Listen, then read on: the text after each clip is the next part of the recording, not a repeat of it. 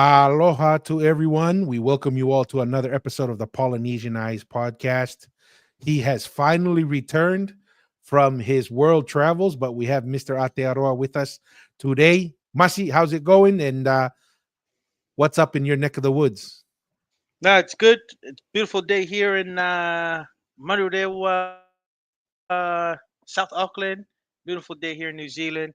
Like the past, this month and last month, I was kind of away, to Hawaii, and then from Hawaii, 2 week break in New Zealand, catch up with some work stuff, and I went to Tonga. Just arrived this morning, and just I worked from home today and catch up some work stuff. So yeah, everything is going good. Enjoyed the trips to the different isles of once the Polynesian nation from the top to Hawaii and then to the center of the empire in Tongatapu in Tonga these past few months. Awesome, but Hey, so um, that's but yeah, interesting because like you were saying, you went up to the northern, right? mm. The far north to Hawaii. You're now on the far south. The only place you're missing is Easter Island, right? If you Easter. made that, then you would have had the whole triangle Yeah, covered right yeah. there. But I did go to the Eastern Islands earlier in the year to Tahiti. I would like to Oh, stay in April. So you could say this year I've kind of been all over the different parts of the Polynesian eh, Empire. you've Huh? flown over where all the ancestors were, We're navigating. going we're going on the by sea and I went by air. Yeah. Hey, Polynesian Prince, Malo, Malo, What's welcome, up? welcome What's to the up? show. He says, "Let's go." And Maria Jon Snow. Who's Jon Snow? I'm not familiar. Maybe I'm behind on Is that the the. Snowden guy? Is that the Oh, Snowden guy? Snowden. I don't know. I don't know. That's what I'm just Hey, guessing there, Polynesian Polynesian Prince. Prince. Yeah, let us know who Jon Snow is, man. We're not as familiar with that individual there, but so Masi, let's start with your conversation. So you leave New Zealand. You what's the route you usually take to go to Hawaii? You go to Fiji, right? Yes, I went via Fiji. I had a layover in Fiji, then went to Hawaii. You can go directly from Auckland to Honolulu, but I saved a good amount of like 300-400 bucks doing the layover in Fiji through Fiji Airways, and it's fine. It was a fine, no issues there. So well, I went to Hawaii. Most likely stayed in the I mostly stayed in the North Shore part. Where our parents' home is at, and just did some work there in Haula, Haula, Haula boy. Haula, Haula North Shore. Did a little work there at my parents' place, and also it was funny, the May or the Ulu tree is very popular amongst Micronesians. We had some Micronesians come over. My parents would sell them some May and May. Ulu. They're a big fan of May and Ulu, so we had them come over and pick some. And but yeah, other than that, and then also met up with my good friend Lee Britz. He's kind of still there in Hawaii. Kind of Going went to to the BYU luau Hawaii. too. He graduated from BYU Hawaii and then took us to the Toa Luau. My first time there at Waimea Valley. If you guys know Oh, where really? Waimea I've never meets, been there. What's that like? it's pretty cool. Enjoyed it. They're pretty much a 5-star rated luau out, and Really? it's pretty, yeah, yeah. Maria? Run by owners of us, I think Samoan family. Really good, and enjoyed it. It's up there. If you guys know that Waimea Beach is very a Yeah, perfect it's view, right? famous. Yeah. Then yes, that, and then just imagine there's the valley just behind that ocean where the river kind of That's what I was gonna runs say. There's through. the river. Is there, yeah, Yes, is there like an area where people go diving or yes, you can. You can go jump. There's a bridge. People go and yeah, jump over the in bridge, there? go diving, Okay. and then there's a valley. That valley back there to it. You can turn left. So that's where the luau is hosted at. See, I've So it was never pretty even cool. been down there. I've only come just kind of look where that bridge is, Beach but mostly just stayed on the coastline. So I've never even coastline. really gone into that valley area. So that's pretty cool. Real Yeah. quick before we continue here, hey Charlie, Malo, Hello, stopping Charlie. by. Charlie and I went to high school in Tonga High School together. So Malo, Oh, Charlie, half and Mike. hey, what happened? What happened with our Tonga High alum, like si Fish? Oh What yeah, happened to our? should we say a prayer? God, hopefully not all Tonga High alums are quitters like that, too. Eh? Oh yeah, oh yeah. Oh man, that hurt, Masi. But I will say this: it's been pretty painful, in my opinion. I know this may be a very unpopular opinion, maybe with my classmates and Mm, alumni from Tonga High School, but I've been kind of disappointed with the whole government. In my opinion, it's just obviously coming from Tonga High School, and there was a whole. I mean, that administration was just packed with Tonga High School alumni. So I was yeah, like, okay, all right, we always make the claim about Tonga High School, blah blah blah, and being above all the the things we do. rest. Yes, Yeah, yes. and honestly, was kind of disappointed. Didn't see much happening in the kingdom and infrastructure being developed. I'm a big person that you measure your success by how much you improve the quality life of the everyday Oh, citizen, right? mm, And building infrastructure that helps people farm, access their land. Because what's the biggest resource that we have? It's our people and the land, right? correct. So, and the ocean. So, building infrastructure that allows the people to leverage land, the ocean, whatever, to build some wealth for them and improve their quality of life. That's the biggest thing. And honestly, I really didn't see a lot of that. Mm. So, and it sounds like we weren't the only ones that didn't see a lot of that. And, you know, that there's a second time vote of no confidence. And it seems like he knew he was on his way out. So Yeah. he did that. What's the samurai where they, Self yes, suicide. yes. That was the better option. And then he, I think he preferred to do that to himself and then have the other guys cut, cut him up because it was so funny. No, 'cause- no, same with you too. Tonghai is known. It's no question. The results come from that school. It's just yeah. Same with you. Disappointed the way things were run because one, it was not the Tonghai way that I think it. Which Tonghai's been always competence. Kind of will be Yeah. the first preference. It didn't seem like that was the pathway that this fellow Tongan alum went by, but disappointed. But no, just it was just so funny because when we're talking about that, he said he did it for the betterment of the country, but he really didn't. Because one, if he did, he would have said that in the beginning before they had all the discussion. Because I watched the whole back and forth. He when Oh yeah, you were in he Tonga during that whole yeah, thing, I was huh? in Tonga. I was in Tonga. He exhausted the option of trying to wiggle away, and then when he found out that he didn't have the votes, then he said, "Okay, I will resign because that was a better way to go out than have other guys vote Yeah. you out." So, but yeah, just a little thing on that. But Yeah, real since quick. he's No, a I appreciate Tonga that. We High, got a couple more. Hey, Moses, what's up, man? Thank you. Moses says, "What's up, Tonga kids?" what's up? What's Um, up, Moses? here's another one. Mo, what's up, Tonga? Hey, man, everybody loves this. What's up, Mo? What's up, Mo? Oh yeah, he definitely did that, Mo, and adios amigo, right? He's like, I guess how that song goes. I had it my way, or I did it my way. That's what he did. He said, even though his way would have been to stay in power, but I guess when you have no other options, he Mm. took that route. And so, what does that mean now for the government in Tonga, Masi, on timing for a PM and how that what's left? Because what elections are coming up in 12 Yeah. months, 11 months? So yes, because election is next year November.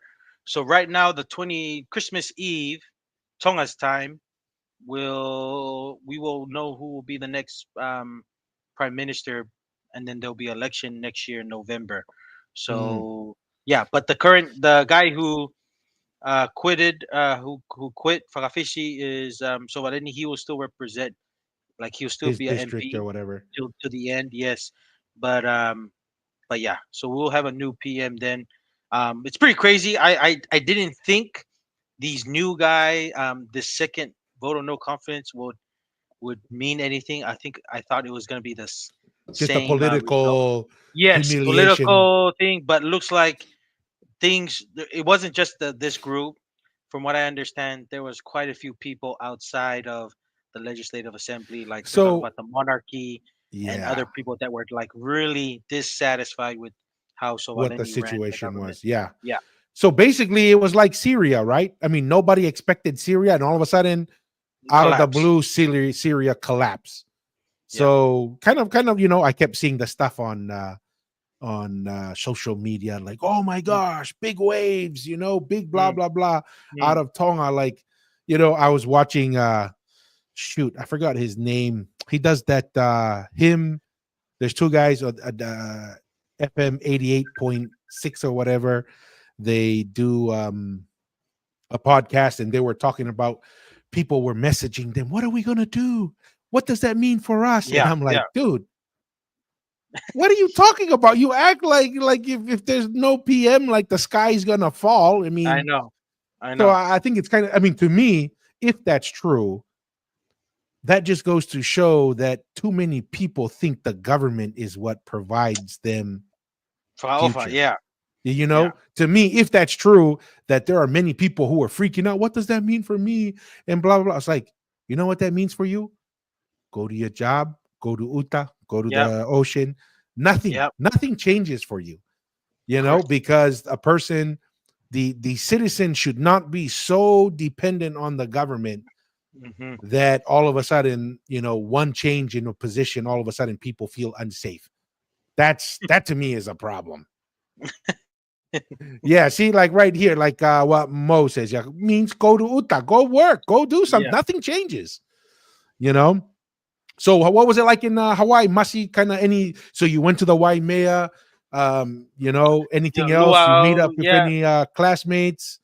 And No, what were just the that. one or two highlights before you left? Before we go to the kingdom? No, and then no, just got with a good friend, met with some family, and also saw some extended family in town. So Mm, yeah, I mean, very very brief. The main reason was there just to kind of do some errands for our parents, just to do some stuff, and then just mostly in the North Shore. Enjoyed a lot of the beach. I do think if you're in Oahu, the best beaches by far is on the North Shore side. So I went to a bunch of beaches in Pounders, Hukilau, what's your and favorite? then What's your favorite beach? probably Hukilau, man. Who Hokilau. can't beat the Hukilau beach. I enjoy the Hukilau beach. Just very sand and it's easy to get to. It's just the waves. I tend to like the waves that tend to come out of Yeah, Hukilau. The other it's a it's a, waves and it's a other gradual. yes, It's a it's nice little, enjoyable. yeah. Yes. So yeah, yeah, can't beat the Hukilau beach. Hey, got a quick question from some of the viewers here. Mussy, this one's from Polynesian Prince. What are your thoughts on the Heiau structures? Or if you Hey, got to see any of those? Are you familiar with no, that? yes, is the Heiau no, I didn't have a chance, Polynesian Prince, to see that. I believe is that in the West Side tour? Are you I'm not. familiar I'm with? not too far. I think I saw a post once showing it. Is that like where they saw this I saw a video saying that it was a potentially like a star observation thing. Let me see if I can find a video real quick. Maybe I have. I remember going to some things like that with Dad in Hawaii. In Hawaii, is it regarding like the position of rocks where they're kind of Yes, yes, yes? So I yes. have been there. Um, my thoughts are Let me pull up something real quick here, Masi. Let me just let's see this quick video, and then so just so for viewers and everyone just can look at it real quick. Let me get the sound, and let's just view it real quick. Last few remaining on Lanai. Hi'iheo is located on one of the first mentions of Lanai. Hi'i means to lift up or to cradle, named for the way the land cradles the clouds that drift down from Lanai Hale. A heiau is a religious or spiritual center for Hawaiians that occurred across the Hawaiian Islands. Heiau is named after the area because the traditional name was lost in time. Unfortunately, many place names have been lost in history after Hawaiian language was banned in the early 1900s. Here at Lanai Culture and Heritage Center, we encourage learning the traditional names for places on Lanai and all over Hawaii to honor Hawaiian history and the preservation of cultural sites for generations to come. Visit our website to Okay, so it's kind of mm, like a traditional ruins yeah, of yeah. some sort there. Go ahead, Masi. No, I was gonna say too, if you can find something like a heiau in Oahu, because I think I've been to one. Been to one. The heiau, from my understanding, I forgot what if Dad gave his thoughts, but I remember checking out some historical place in Oahu regarding that. But from my understanding, it's like a religious and maybe where I think where women sometimes would come and bless or give birth to like their That's the one I offspring. saw was Jellyfish. birth, giving birth. And Yes, then I think that's the one. yeah, and that's the one where they also said like there's some kind of astronomical alignment as well. EO. Yeah, so it's kind of mix of those things. So that's kind of my thoughts on that Polynesian prince. But yeah, I remember going somewhere. I don't know if that's in West Oahu. I can't remember where Yeah. exactly. I got another video here we can look at. The 2-minute video. We'll pull it up here and just kind of give a reaction to it. Let me turn back on the sound. Let me know if you don't hear it. Every once in a while I mess up the settings here.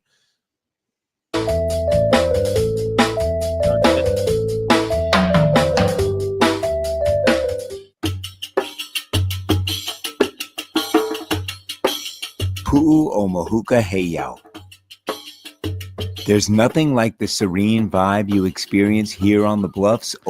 The first thing, this is much bigger than the one I saw. So it looks like it's a much larger structure here. Yeah. But it reminds me of the Pulemele in Samoa. It reminds me of the Ta'u Island of the Tu'imanua locations, and then also throughout Eastern Polynesia. Futuna.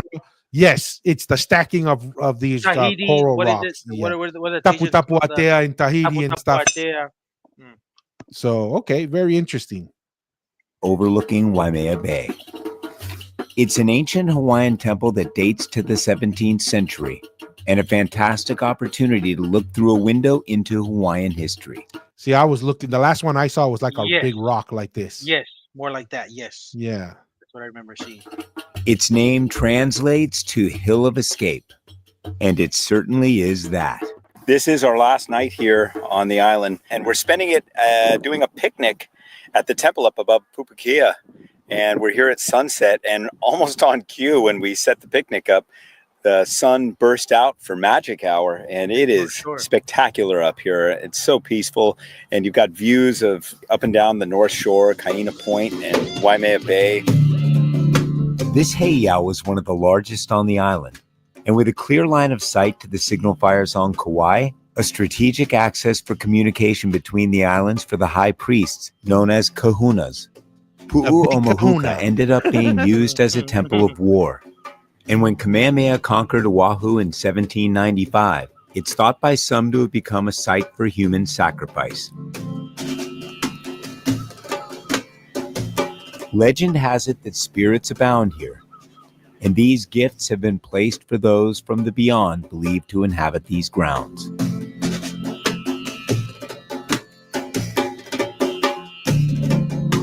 I didn't know they still do these little offerings. People still leave little tokens, like sacrificial tokens here, wrapped in palm leaves, carrying on the tradition of this temple.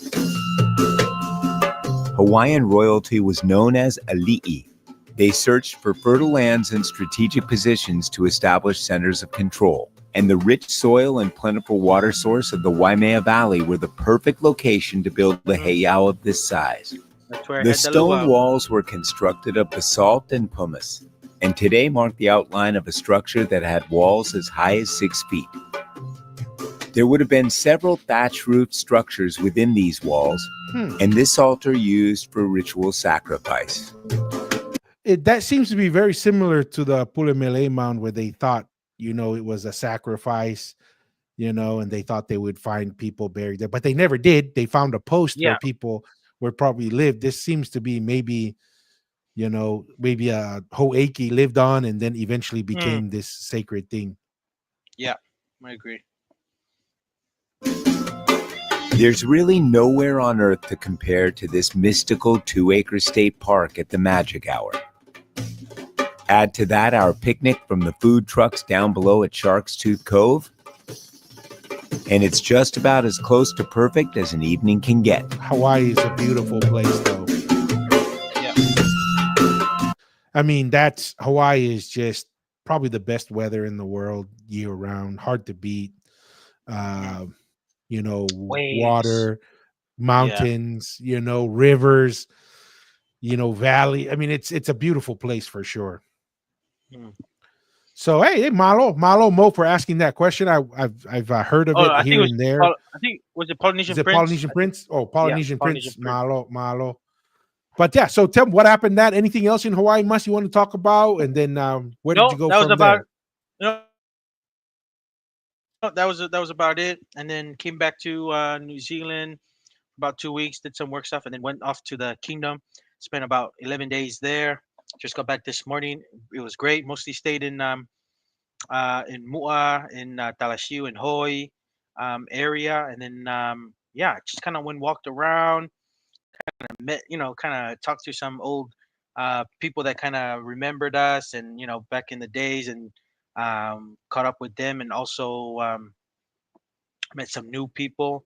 Um, so and then during that time, I didn't really go to Nuku'alofa side too much. Only did there to go eat and maybe to do some other errands, and went in Faikava at Hihifo side in Fatai with some of my older brother's kind of friends and stuff. He hangs out there, and then yeah. But other than that, most of it was just at our side of the Hahaki side, and yeah, went swimming in Fuamotu a lot at Fefe if people know where that is at, where there is, where that beach is at, and then also went to Afa, which is close to Kolonga side, where um, Daniel, my older brother, or our older brother, built a wharf, and it was good to go swim there, and just seeing that wharf, how that has actually encouraged a lot of people on that side of the island to go fishing more.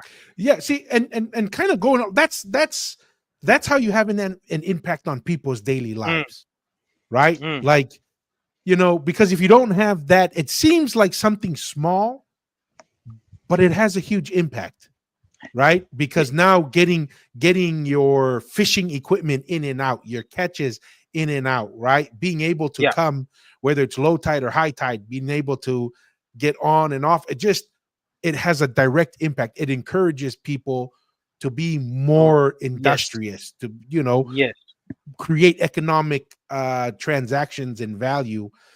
Just the same thing like roads do the same yeah. thing. Infrastructure matters, so it's cool Yeah, to see that that's having a direct impact on people's no, daily it life. was no, too, and it was good. It was a good sight to see because after we're swimming, we're just sitting there for a while, and then like we see a bunch of families come with their coolers and spears and stuff, just put in the side, waiting for other families to come so they can all leave together on the boat so they can go fishing all at one time. Because Mm, what Daniel's been hearing, um, when before he even built, because before he built that wharf, and a lot of people don't know that other than town in Nuku'alofa, the only other wharf in Tongatapu is in Hahake, in Afa.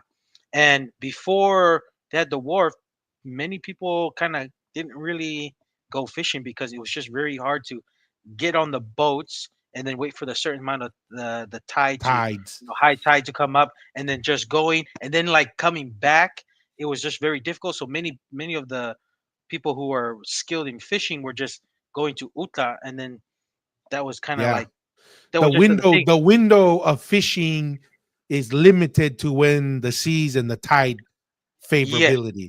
But with no, the and infrastructure like that, you can go anytime. anytime.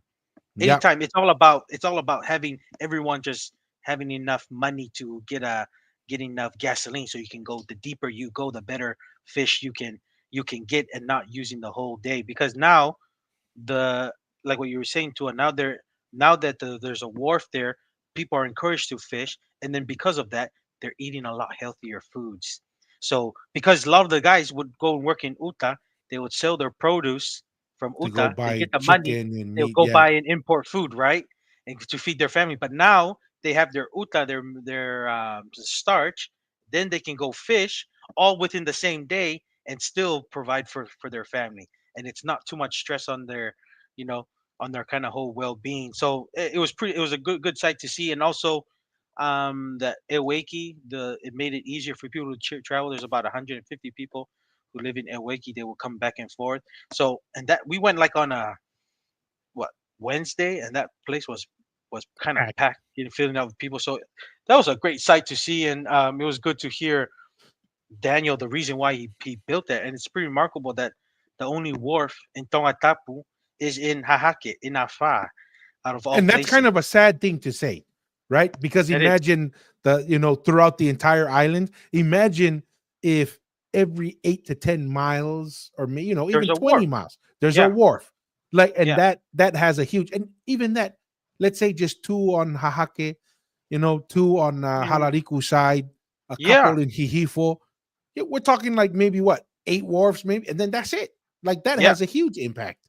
Yeah, and then and this is the thing I was thinking to. I'm just thinking like, man, I remember going to Homa, going to the blowholes and see, and I'm seeing like fishers have to walk through the rocks, right, in order to go and catch some fishes. I'm like, man, imagine if we had like a wharf that some of these fishermen can go and actually be safe and do it in a, not use the whole day. Like I said, time it's a hard work to go out there and Yeah, fish and and then fish. come back and then like go sell, and sometimes if you don't have Yeah. reliable electricity, the food can get spoiled because you have the ocean so I'm just saying like, man, so Daniel foresaw that, built a wharf in Afa, and it was just great to see the people utilizing it Nah, and for that's for that awesome. purpose.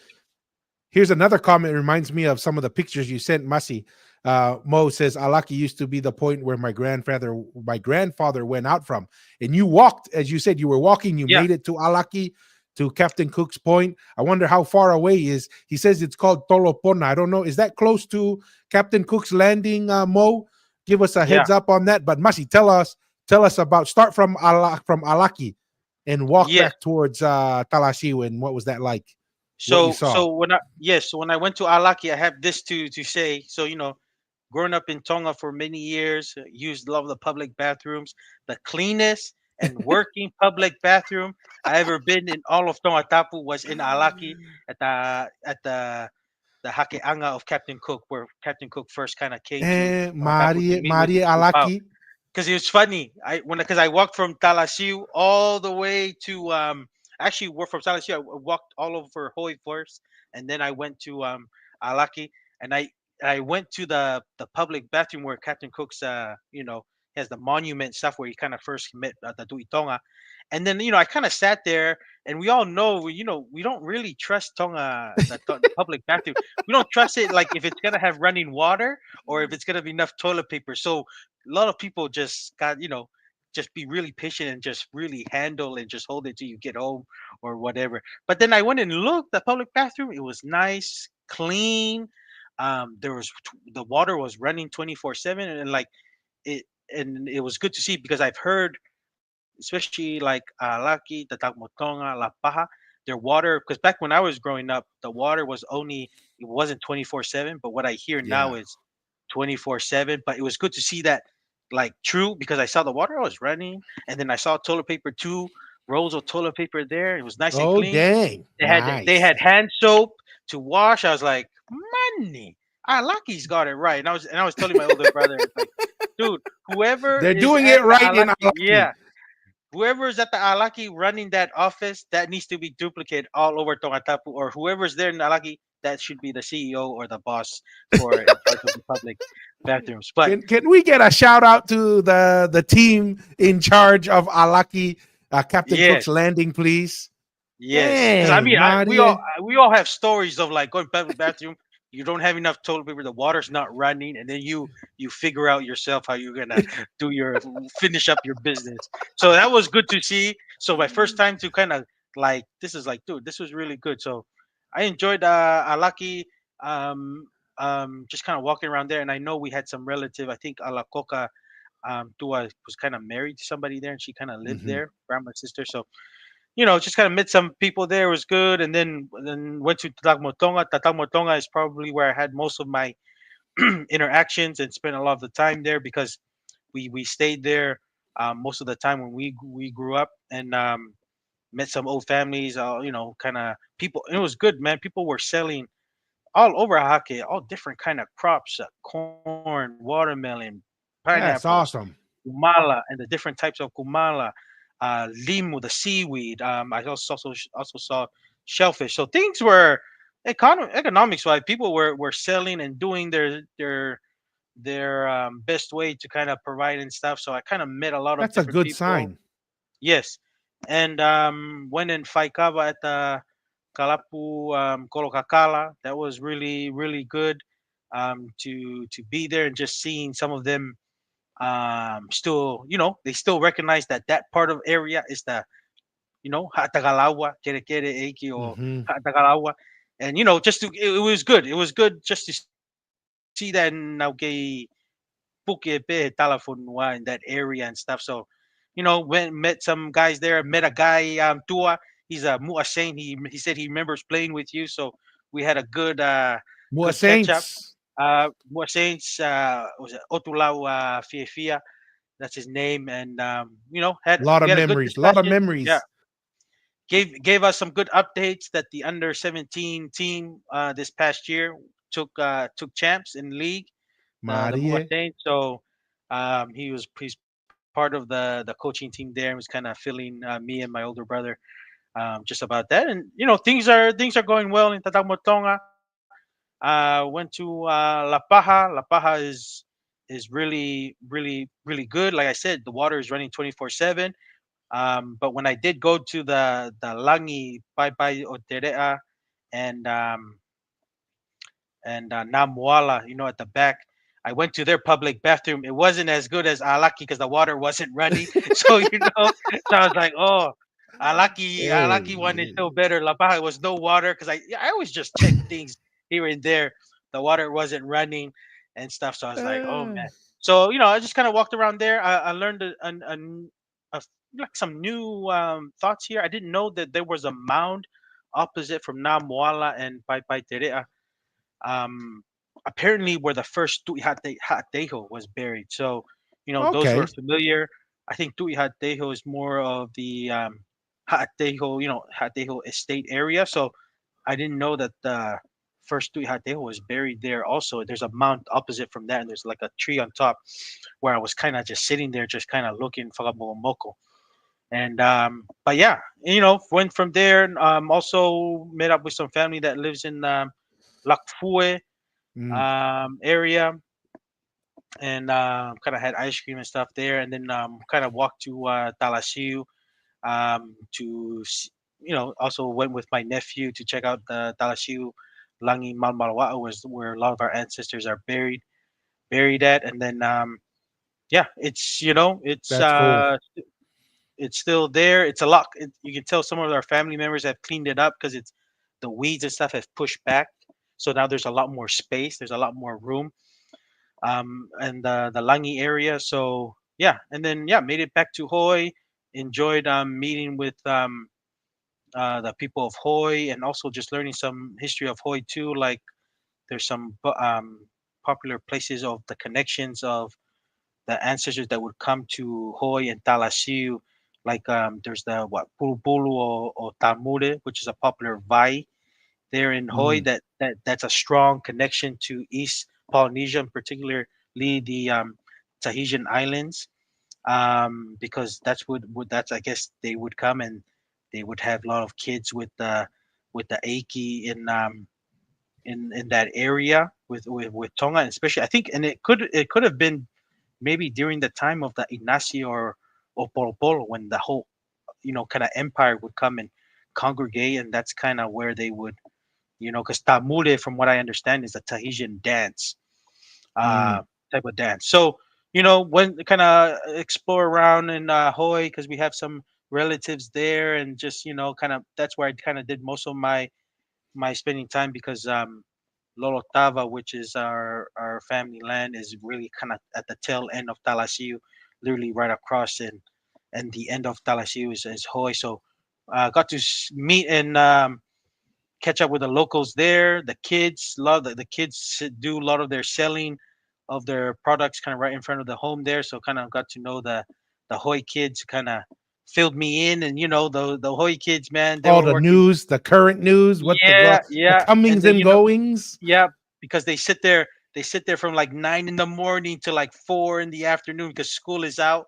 The parents are going to the uta and giving them all these things to sell, and they were even selling pua, kahoa pua, the pua necklaces. That was Some getting lays, popular. yeah. So like when Tongan weddings were How much do happening they in sell like a pua and kahoa pua so for so if it's a very fresh one that's been made on that that same day? day, it's $10, and then if it's the pua, Dang, yeah, and ten then if it's the bucks. $10. And then if it's like a board that they've kind of made maybe a day later and they kind of put it in the fridge or something, it's like $5. But yeah, that it was one time I was just sitting there watching the kids, and then a wedding finished, and then wedding was passing by. I think they just came from town doing the whole necesita and stuff, and Bought they're it going out. back. They were going back to have the reception. They bought the whole kids, and that made the kids whole day because they finished earlier. They can go and play. So Yeah, freedom. um, yeah, so yeah, I mean, those are the little things that I enjoyed, and but yeah, I had an awesome time spending with my older brother and his family. So yeah, and also just spending time in Lolotava. We just finished, my older brother just finished kind of building his home there, so just kind of spent a lot of time in Lolotava. Back in the days, it was kind of like the area where we would go to that my dad would drop us off, and we'd like pick new or like wine and stuff and some different things because Lotava had a bunch of May too and just a different kind of random stuff that we would take back to the Mm, Tagmonton. So it was just good memories. Drink a lot of new and stuff. that's Because my the family favorite, property. man. Best drink in the world. New mata. Yeah, yeah. So unfortunately, um when I had to go in and grab those news and stuff, man, you break a lot of sweat and stuff because the heat was also hot there in Tonga. So, but it was good. I enjoyed it. And yeah, hopefully I will be back there soon. But yeah, that's just the whole gist. Dua.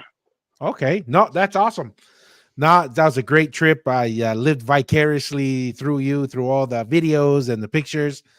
Great food. It seems like the cuisine in Tonga has come a really long way. Yeah, Yeah, I can't yeah, believe they're selling the cajoas for $10, and then a really good plate of food is like $10. yeah, yeah, So kind of yeah. cool. Kind of cool. Mhm. Um, no, that's cool. The next part we're gonna just kind of talk through real quick is one we looking at the time here. We got we'll just go through one question from YouTube, and I think we'll watch the short video that they're responding to real quick. Let me see. Let me see if we can get the video to play here, and I'll pull it up. We'll watch the video that the question or the comment is coming Mm, through, and then mm. I'll read the question in the comment. I'll bring it up, and then we can kind of respond to Let's it go. real quick. So we'll press play here. Let me know if you don't hear any sound, but it should be good. Nope, I don't hear anything, Dua. Oh, you don't? Let No. me. Oh, yep. I turned off the volume over there. Let's try it again. Part of that was creating a system that would bring every part of Polynesia of the empire back to Tonga. There's a reason why that Polo Polo and Inasi was created, and it could to me it could be created even before that during the Tangaloa era. We're stating that the Tui Tonga is just a continuation of the Tangaloa.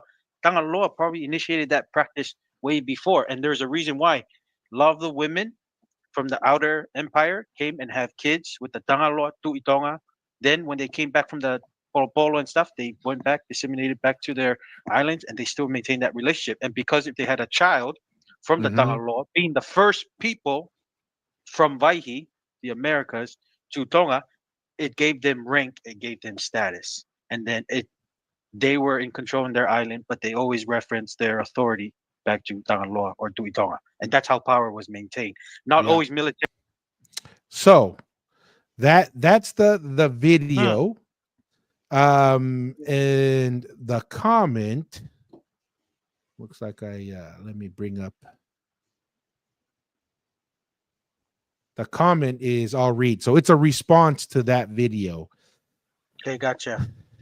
And it says, I'll do the first paragraph. I mean, I'll tell you this, man. The people who watch our shorts and our videos, they Yeah, they're love dedicated. long responses, man. This one wasn't too Dedicated. bad. I mean, we've seen some novels. We appreciate it. Thank you. Yeah, I Yeah. didn't give this guy a thumbs up, but I give a thumbs up to as many people as I can. Uh, Pros or cons, for or against. But it says, this is Kavi Kaleaena Mhm, 3464 says, do you guys understand how a government works? mhm. Much less a monarch. The entitlement system, which I'm assuming is the titles, right? Okay. Carried over to Tonga from Samoa, Hmm. being that Tonga didn't have its national identity until the 1800s. So before that, it was part of a shared entitlement system with Samoa, with the Tongan Pe'a, Tatau, being today a big reference to past links. This is not a horrible story, it's a shared one. There's nothing to be ashamed of. Any thoughts on that, Masi? On that? Yeah. Well, see, and this is the I I can't see it from right. This person would have to go deeper, like where specifically, because we've kind of broken down to a because it can't be from Samoa because title wise, that the names of titles that we've seen that's been provided in Samoa, they don't predate the Tuitonga line. So No. it can't be a national identity. Because to me, the only identity I can think of is the Tangaloa identity and the Tuitonga identity, Correct. right? So that's the only thing I can think of, and a lot of that identity was established in, just to be more specifically on Tongatapu, right? Yes. Right, and then it has its branches spread out to Ha'amoa, Ha'apai, Vava'u, Tahiti, Tahiti, Waihi, Hawaii, Savaii, all of these other places. So that's the only thing I would kind of mention with this kind of comment here. And this is the thing I'm not too familiar with, but from what I understand, there's been a big reference on the whole Tada Tao thing as being a big deal. Yes. I don't Yes. think that's a big deal. I don't think it's a big deal that what we are making it in today, that it's a big deal. I Yes. don't know. Actually, that's a good point. I have a video and I thought, no, maybe, but let's answer this and then we'll go into that because it's a big controversy. I touched Yeah. about it a little bit, but I have another video that we can comment on, Masi, after we go through this comment. We'll circle back because I think that's an important conversation, right? Yeah. Well, and I'm gonna also share this too. I'm married to a half Ha'amoa, half Tongan wife here, and I talked to her grandfather who is 89 years old. He grew up in Upolu. He was born in Lepea, and also grew up in Levili area. That's in the Apia area, and also in Solo Solo. And this is, and I had a curious question. I asked him, Grandpa, did you did you like how big was the bear you growing up? He said it wasn't a big deal. He said when he got to his 20s, he said then that was like a revival. So Mm. apparent, and I'm thinking this is just me thinking, he is 89 years old. He doesn't remember it being a big deal until he was in his 20s, and he played for Manu Samoa in his 20s, and this is when he So said he a lot was of his with the friends. popular culture at the time, Yes, very familiar with yes, what's going on. Okay. yes. And he said he only heard about it when his friends were saying, "Oh, they're gonna go get it." And I'm just thinking, and this is just me thinking out loud, right? Was this just a certain family who's kind of kept it, right? And then when they shared it with everybody, then they've kind of used whatever that family's design or how they've got it. Because I'm a big believer. Each different kind of families had their own different designs or way of right? And then I'm thinking, whoever that first family was, I think next time I talk to him, who was that family? And then if that family that when he said he was kind of being revitalized in Polu, was sharing their family designs to everybody, and that's which is the dominant design it is Yeah. today. I don't know. That's I'm just Yes. thinking out loud No, I because mean, I if thought that it was interesting. the fact that it had to be revived means you have a common starting point or a very small starting point, which would immediately, that's where everybody will base their ideas off. It's no different than the academic world where they have to, when you write a paper, you have to reference another paper. And so Yes. once the first person comes out with a theory or a study on Polynesian origin, let's say Lapita or Austronesian, then guess Mhm. what? All the other academics reference those studies, right? And then all of a sudden you build this momentum. When you trace it back, it has one or two common denominators in it. Um, Yeah. I think, well, let's look at that video shortly after this. But the couple things I want to mention Yeah. in Kavi's here's comment is, I mean, yeah, the, you don't want to be schooling or lecturing Tonga, who's had an independent government Yeah. in politics since the beginning. I wouldn't be if I was Samoan, and I guess I am Samoan because I have Samoan blood, and so do Yeah. you. But I wouldn't be pointing fingers and trying to tell Tonga how to if they understand how a government runs when Tonga has had an independent government for Since the all beginning. history, Yeah. right? And so that's the first thing. The next one is a monarch. Well, Tonga is the only monarch in the Pacific. So, I'd say don't throw stones if you live in a glass house. That's my first thing. The next one is the entitlement system, and saying that that's carried over to Tonga from Samoa. The Matai system is not the Tuitonga system that's in Mhm. Tonga. And we've covered this extensively. Now, there's advantages of the Matai system, right? And Tupou the first leveraged that Yes. advantage to obtain power. But once he got power, he referred back to the Tuitonga system of inheritance, right? Because Which there's is certain yeah. advantages there. That the Tuitonga system is really good for longevity and maintaining Mm. structure and order, but not very good for adopting to change. Change. So Yeah. it was, credit to Tupou the first and those people. They were able to leverage the system that made sense to gain power, but once obtaining power, referred back to the one that allows governance and structure long term. So bringing in the entitlement system, Ha'amoa does not have the same title system that Tonga has, right? Mm. And even in some of the studies we looked at, the density of titles and variety, the stratosphere of titles, and the condensed nature of it in Mua, it shows a higher concentration of power. That was one of the studies said that you could tell that Mua was a center of an empire because of the density of titles and the stratification of titles meant a lot of political and religious and social power was in those areas. One of the things, and we're talking about hereditary power in Mm. title. We're not talking about like the Matai system where, a Matapure system, which is basically the Matai system. You make those up as you go, right? Yeah. You can just like, oh, we're just gonna, it's like being knighted in the Yeah. English. Everyone's a knight, right? Mm. But not everyone is Prince Charles. But Yeah. on Tongatapu, there is hereditary power, meaning inherited power, many titles that span many generations. That's is not so I don't think it's a fair or a good comparison to say that the entitlement system from Ha'amoa is what we have in Tonga. I think those are very, very different things. And then before I get too far on the comments, because the comments here are picking up.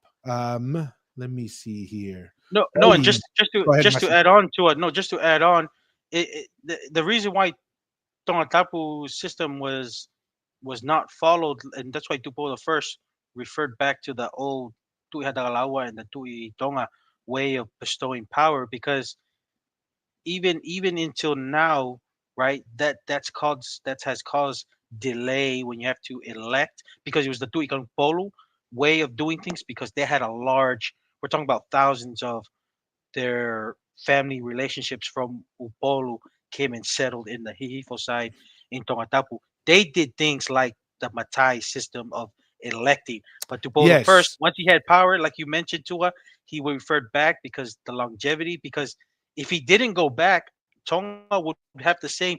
If Tonga had the same way of doing things in Upolu and Savai'i and Tutuila and Manua, we would not have the same independence and sovereignty we have now. That's the No, reason why 100%. Tonga is different. So that's why I'm saying it can't be the we've we've we've used and utilized the our the extension of the more way of electing political authority or titles, but only for a short time because that's what actually saved Tonga from Yeah. having Tupolo first to be the leader. But he referred back, and that was smart on Tupolo the first because that's how we were able to maintain Yeah. our To sovereignty. So that's why consolidate there's power. Yeah. yes, yeah, that's And all. here's another interesting thing that kind of goes with the overall argument of the Matai system, which is the Ha'amoa system and empire building. Mm, It is almost impossible to be an empire builder in a Matai system because leadership changes, mm, right? And it's a little bit that's the reason why a lot of people say America suffers greatly and suffers greatly when it tries to be an empire builder, because in a democracy, right, leadership changes, which means vision changes every 4 years possibly. priorities changes because people have Exactly, their because own different priorities. leaders. Exactly. So when you bring in the Matai system, you cannot lead an empire over millions of square miles, thousands of miles apart in a Matai system, because it has advantages, right? Because it distributes power, it can adjust locally, but to maintain power over long periods of time, Matai system is not a good system if you're an empire builder or to maintain and sustain an empire.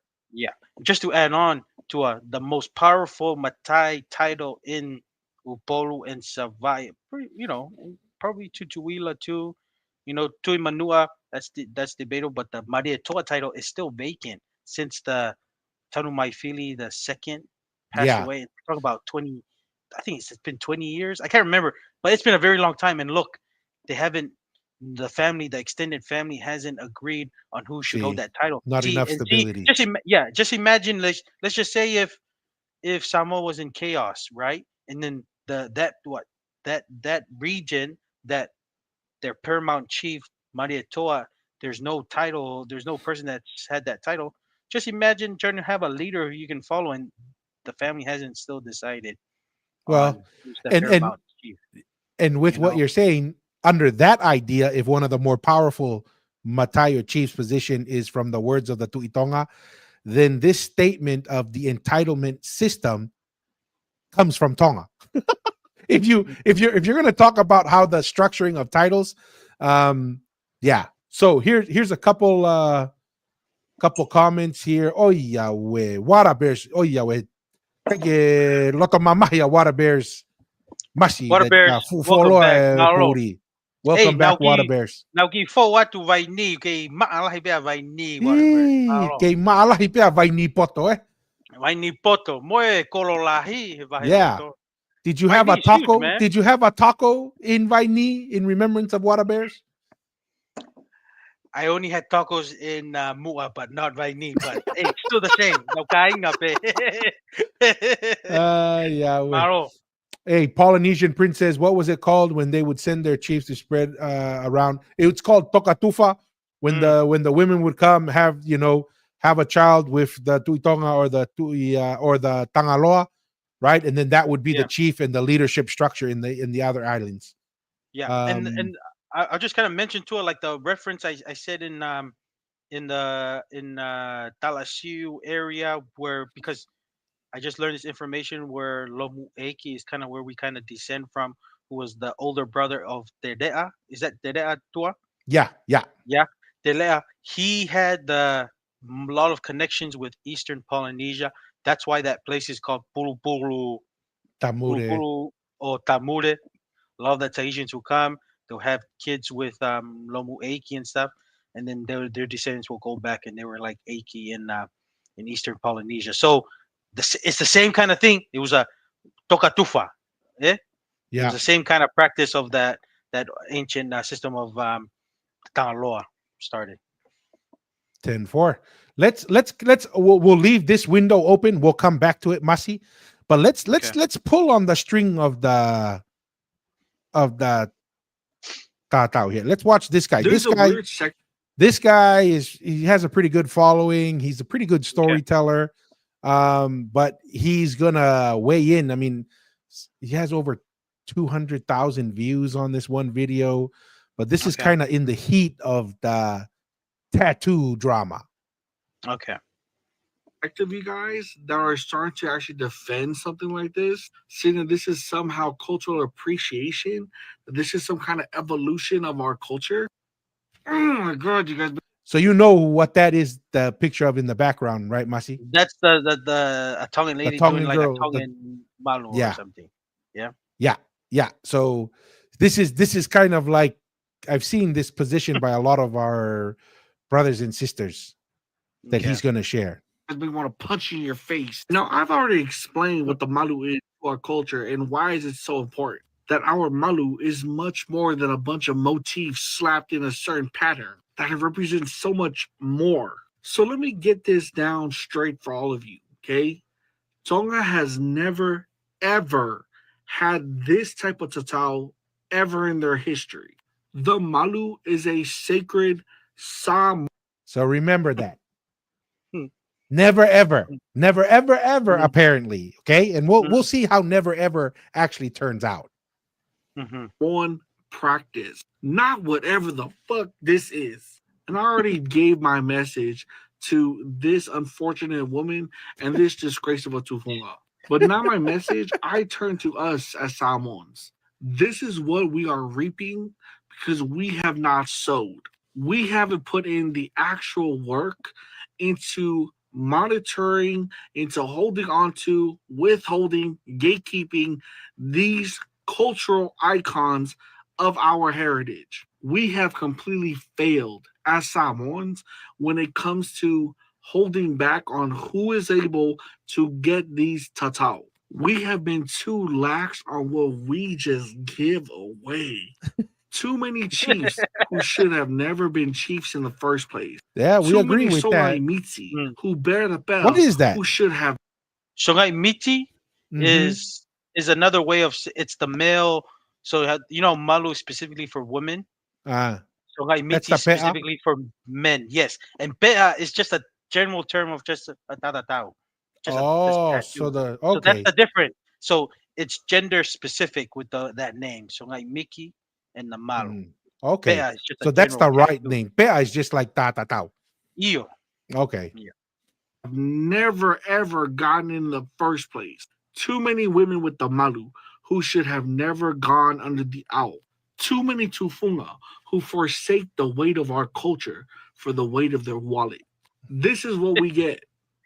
This is the kind of stuff that people think is okay because we have become so lax into what we have been giving to other people. Here we are, and we say this is sacred. This is part of our culture. But do we treat it as such? Hey. Have we held back on who specifically gets these tatau? Have we upheld our culture in that way? We are reaping this because we have not sowed the seeds that will ensure that our culture will live on for 1,000 years more. This isn't something out of the blue. This is after decades of us just forsaking what we have. Now, don't get it twisted. This ain't it. This is not okay. But let this be a lesson to us as Samoans that if we don't hold fast to our culture and our heritage, someone else is going to take it. There's Ay, Hey, beware, hey, beware. so What are your serious. what are your thoughts? What are your thoughts, Masi? Um, like I said, man, when you put it out there with tattooing, and we live in a world that is money driven, and like I said, man, sometimes the tufungas, if they're willing to make a six figure one session and stuff, I don't know who's gonna say no. And the thing is, they say sacred and stuff. I mean, Tongans are right now. Well, what's happening right now? Though we have people from Indonesia who is making fala and stuff that Yeah. is a lot cheaper. It's the same thing what Tonga is going through with these Indonesian made mats that are 10 times cheaper than the original mats that are made in Tonga or other parts of Polynesia, because they can go and still do their responsibility with functions or events, and it's at a cheaper price. It's the same thing with this Tao the Tao stuff. I mean, it's just part of this conflict that is like, it's just a thing that we all have to navigate and deal with. It's just very interesting. I mean, the thing is, right? When you get a Tongan, and that's gonna be a thing at Tongan events now. They're gonna ask, "Goy kolo aya me fe?" Like Yeah. and that's the thing, and it's gonna worth a lot more. And the thing is, it's Yeah. only gonna It drive makes up, the original one even much more drive up. valuable. Yes, Yeah. I mean, when I went to Tonga, it was good. I was walking all over Hahake, everywhere. I'm still hearing the people still doing their koka'anga stuff. Still Yeah, because making that's the ngatu and thousands stuff. of dollars, man. Thousands of dollars. So heard that throughout my whole time in Toronto. So think people, it's still encouraging people to do it. To me, with this whole Tao the Tao stuff, it's just people. If you can't deny somebody if they're gonna go get a tattoo from a tattoo shop, and whoever the tattoo is, they're gonna just decide if they're gonna want the money, and then if they treasure that this is sacred, then they won't do it. But if they don't, or they want to do some verifications here and there, and the person who's gonna pay them whatever dollar amount they want, and this is a guy that's gonna set up. I'm just saying, a tattooist set up his future or set up his family's He just had good future. advertising, man. Good marketing plan. That's what I'm saying. So it's gonna be hard to say it's sacred. Like, I don't know. Yeah. That's Well, where I'm and coming and from. it comes back to what you're saying in your conversation with your grandfather-in-law. Mm, When he was in his 20s, nobody really talked about it. It wasn't no, a thing. it And then wasn't. all of a Yeah. sudden it became a thing. Then there's a revival, Yes. obviously, and this comes back to Tonga traditionally very slow to push back against tradition. And it's Yeah. because of the structure that we are used to, right? It was against the religion. There was a uniform. That's the Yes. advantage of uniform behavior, is Yeah. everyone stays on the same page. The negative is slow to change, right? There's no, Yes. with the Matai system and the thinking like in Ha'amoa, very hard to hold tradition, quote unquote, but it's also very quick to adopt new ideas and also to Yeah. reinstate old traditions. And that's what Hmm. happened in Ha'amoa. Tongans are slowly coming around to that Yeah. now, what, 70, 60 years later. Yeah. But I mean, but here's the funny thing, Masi. Remember, see, this is why we try to tell people, this is why it's so important for us to have these conversations. It's not always the fun is to talk about, but we have to know the truth. Where did everything start from? Where did it come from? Because once we And that's a realize good we were question. It's all not one even. nation, Yeah. then you cannot say, oh, Pe'a That's yours. or Malu is yours. It's everyone's. And here's the funny thing, because remember, he said Tonga never had this. Tonga never Yeah. had that. And somehow, and this is, and I'm not trying to be rude, but this is what happens when you think you're the origin, right? And all we're asking is, you could be right, but I see a lot of evidence for something else, and we're bringing that conversation to the table. And here, let's just use the tattoo, which they feel they have a monopoly on because it's theirs, it originated from them. Well, what do we say about this? Right? So there's a Hmm. Tongan version here at the top, Yep. right? And it says oldest tattoo kit found in Tonga. Tonga-tapu. Okay. In Pea, The right? Yeah, in Pea. And somebody here mentioned, it's like, hey, isn't it funny that the tattoo is called Pea and the oldest one was found in Tonga in Pea? Pea. Who Hmm. knows? Maybe coincidence. I don't know. The voyages of Abel Tasman 1643, Tongan men tattoo waist down to the thighs. Mm-hmm. So 1600s, they were saying these are all observations of people who first showed up to Tonga. Mm-hmm. Edwin Ferdinand, just above the navel, down within a few inches above the knee. They were seeing Tongans with those tattoos. Mm-hmm. George Vason, he recalls his time in Tonga when he received a Tongan tattoo. He was teased often by other Tongan males for not being tattooed. Mm. Right? So wait a minute. I thought it was only Ha'amoa who had Mhm. pe'a and tattoos. 1773, Captain James Cook gave the following account of Tatatau on Tongatapu women. They have it only slightly done on the arms, hands, and fingers. Like the one in Ha'amoa, they have the same Yeah. thing. Like Moana 2 has the same thing. Yeah. Right? But hey, wait a minute. Tonga never had this. Yeah. I thought this was just Ha'amoa, right?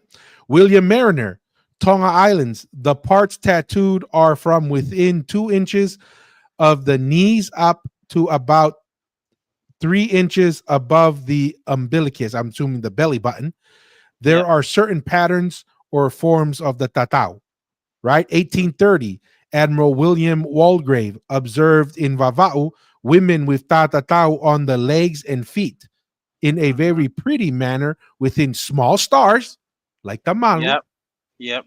right? As a spotted stocking, just like the malu. But wait a Mhm. minute.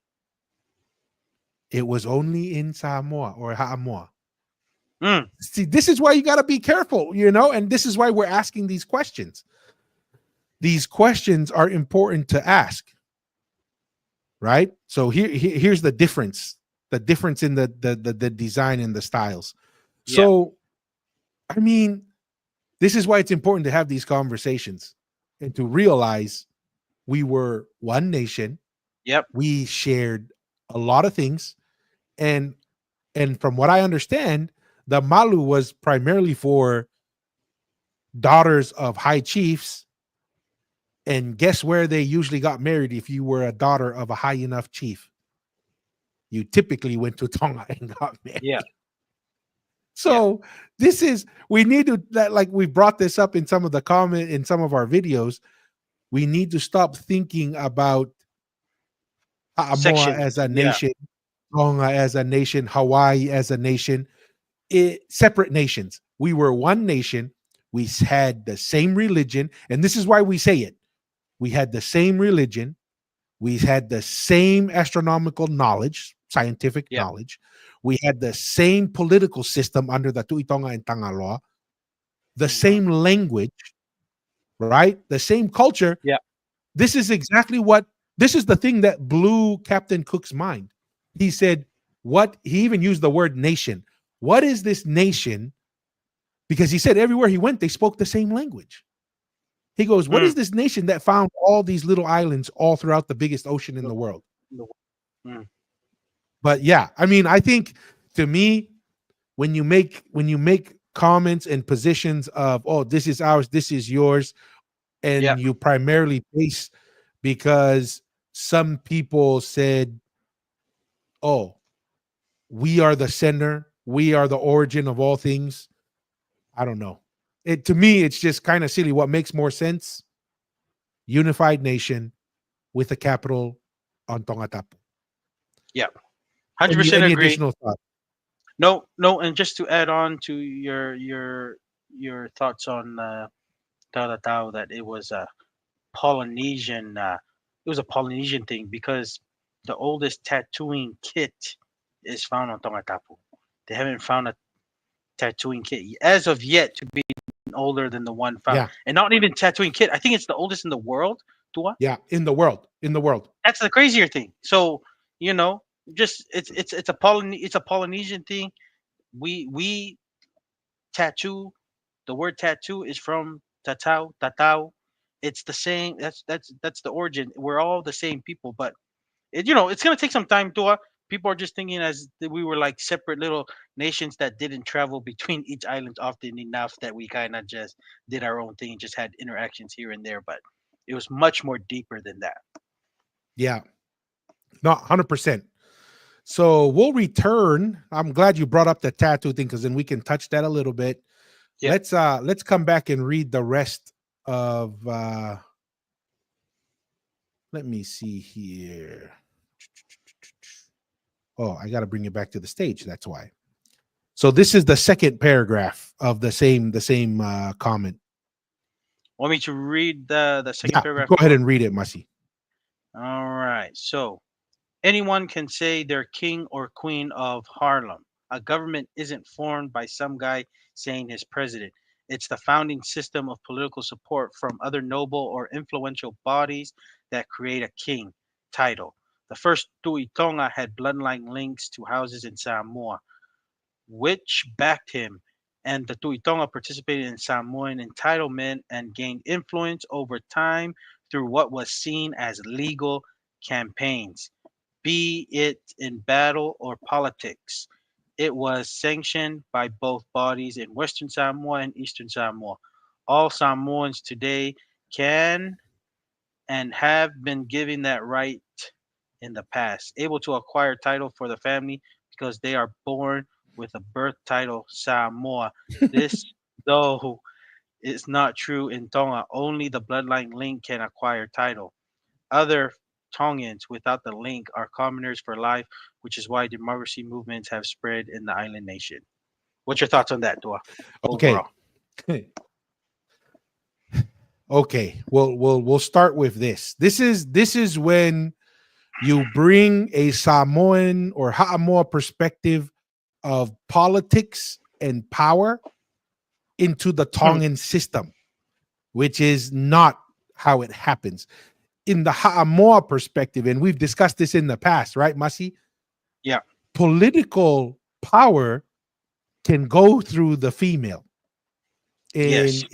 So there's a lot more of a matriarchal Yeah. power influence in Ha'amoa.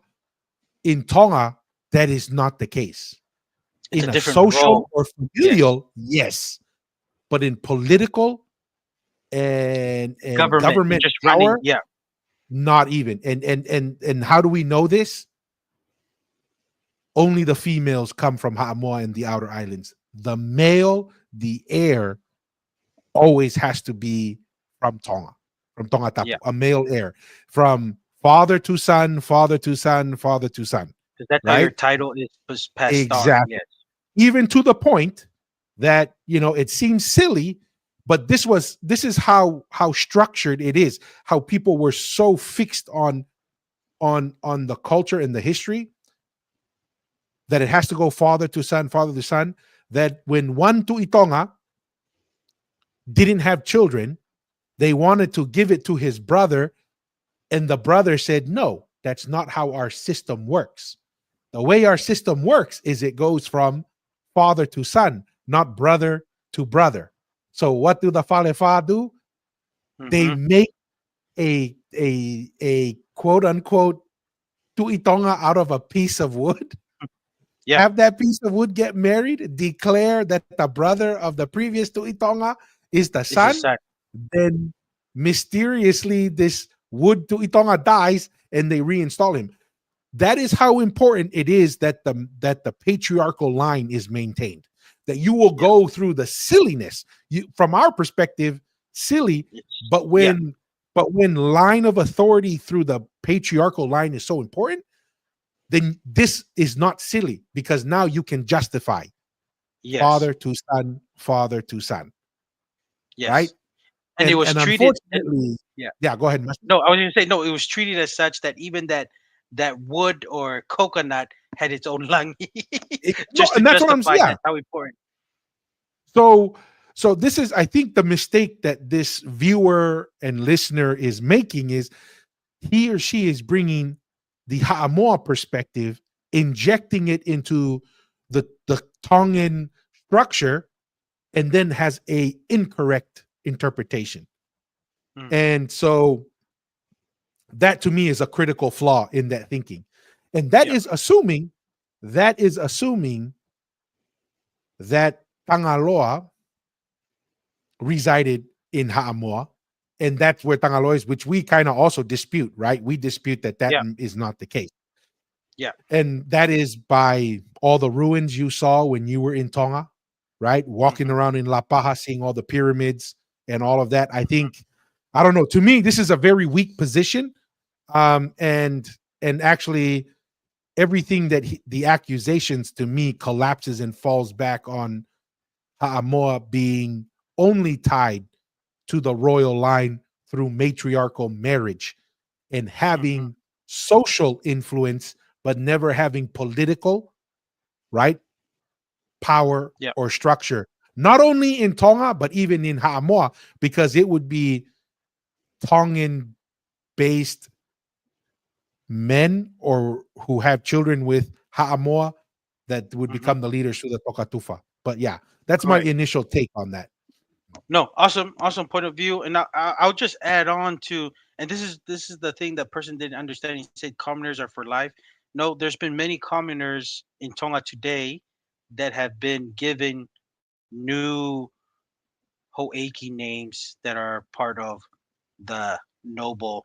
They're not they're hereditary noble names, but they're people who've given high titles that are just as valuable, like Lord Savele Tua. He's just a business guy Yeah, that's kind of been a big contributor. There's been many other influential people that the king has actually created their status, and now they can vote even when they have the Ho'eki election for the legislative assembly. So you're not always a commoner for the rest of your life. And the thing is, he doesn't understand that commoner is that he's using it in a derogatory way, that you're just a commoner, you have no say.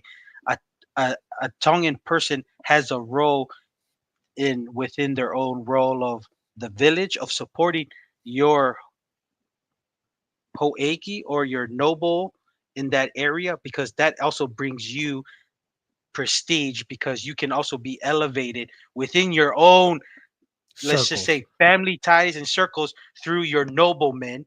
And then there's a possibility when you're elevated to that, you can be elevated to by the king. Like there's multiple steps, and I've seen people be elevated in different ways. So you're always not, even you think you don't have a title, but you're elevated in different ways on your family connection, because like I said, during this time that Dubois first, he couldn't make every people with titles elevate everybody. He was only picking the ones that were allegiance to him, and then that was kind of pretty much it. And then pretty much just kept the two very traditional titles that's been there for a while, the Tui Hatagalawa, which changed name changed to, after I think two generations, to Tutungi. Tungi, and then Kalanivalu, which is a descendants from the Tui Tonga. The rest were pretty much just close allies Mhm.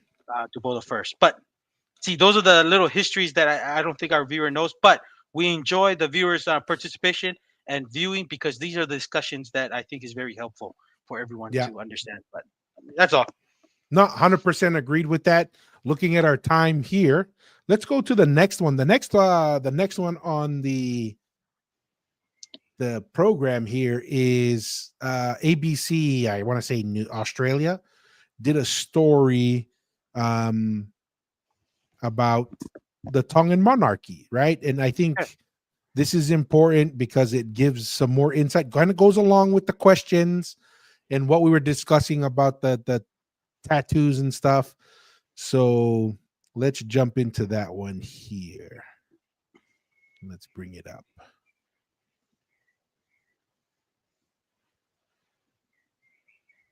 George Smith, greatest flanker of all time. Just playing That's when all he was. the Oh yeah, we did get a lot of feedback on just on yeah, that that's one. why I said that. Yeah, because everybody had their I knew it was gonna be like controversial. I was like, dude, that's just my 2 cents. But No, and let this is the hairstyle when he was causing havoc this in the yes, exactly. In crowd. his prime right here. Mm. We've got sporting greatness, a legion of loyal and joyful fans, and some of our cultural practices are interesting. But one of Tonga's most unique features is its monarchy. The House of His Majesty King Tupou VI, Fale o Tupou, is the only remaining monarchy in the Pacific, and it's hugely influential and important to Tongan society.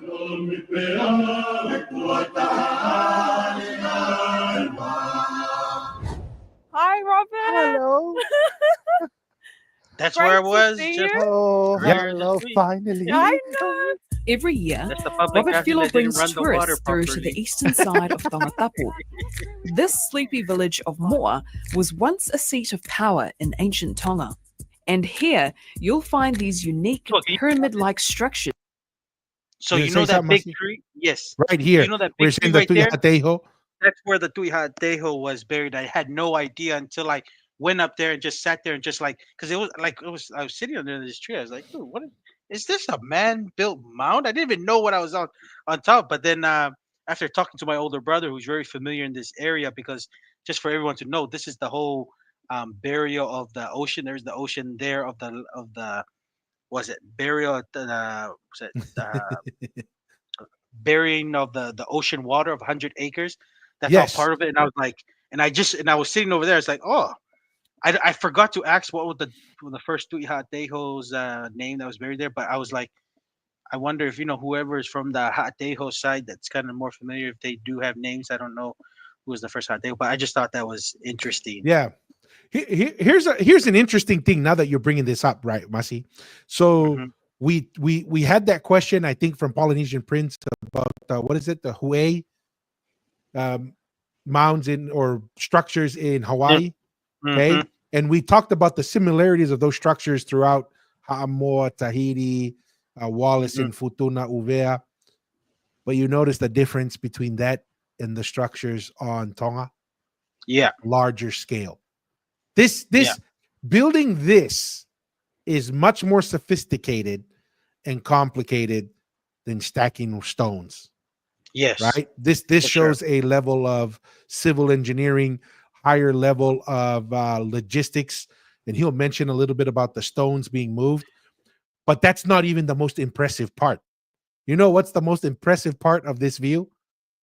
Is what you just mentioned earlier. This is all man-made land. Yes. This is Yeah. like That's all of crazy. this was ocean, all and even more to the south, right? Or to the Yeah. west. All of this used to be ocean, and now it's man-made land. That Yeah. is next level civilization building, Yeah. infrastructure building. Yeah. No, too, and I was gonna say, with all those other parts of the Polynesian Empire or the Tuitonga Empire, the way they built their structures, you can tell that was only a temporary thing. The way Mhm. they built the structures here, that's when you know it's permanent residence, man. Yeah, This is like permanent home. This is where it all started. The other parts of the empire, you can tell they're just remnants of temporary stay or visits. yeah. I don't know. That's what I'm just thinking out loud that way because that's why they were built Hill quickly. country summer residence.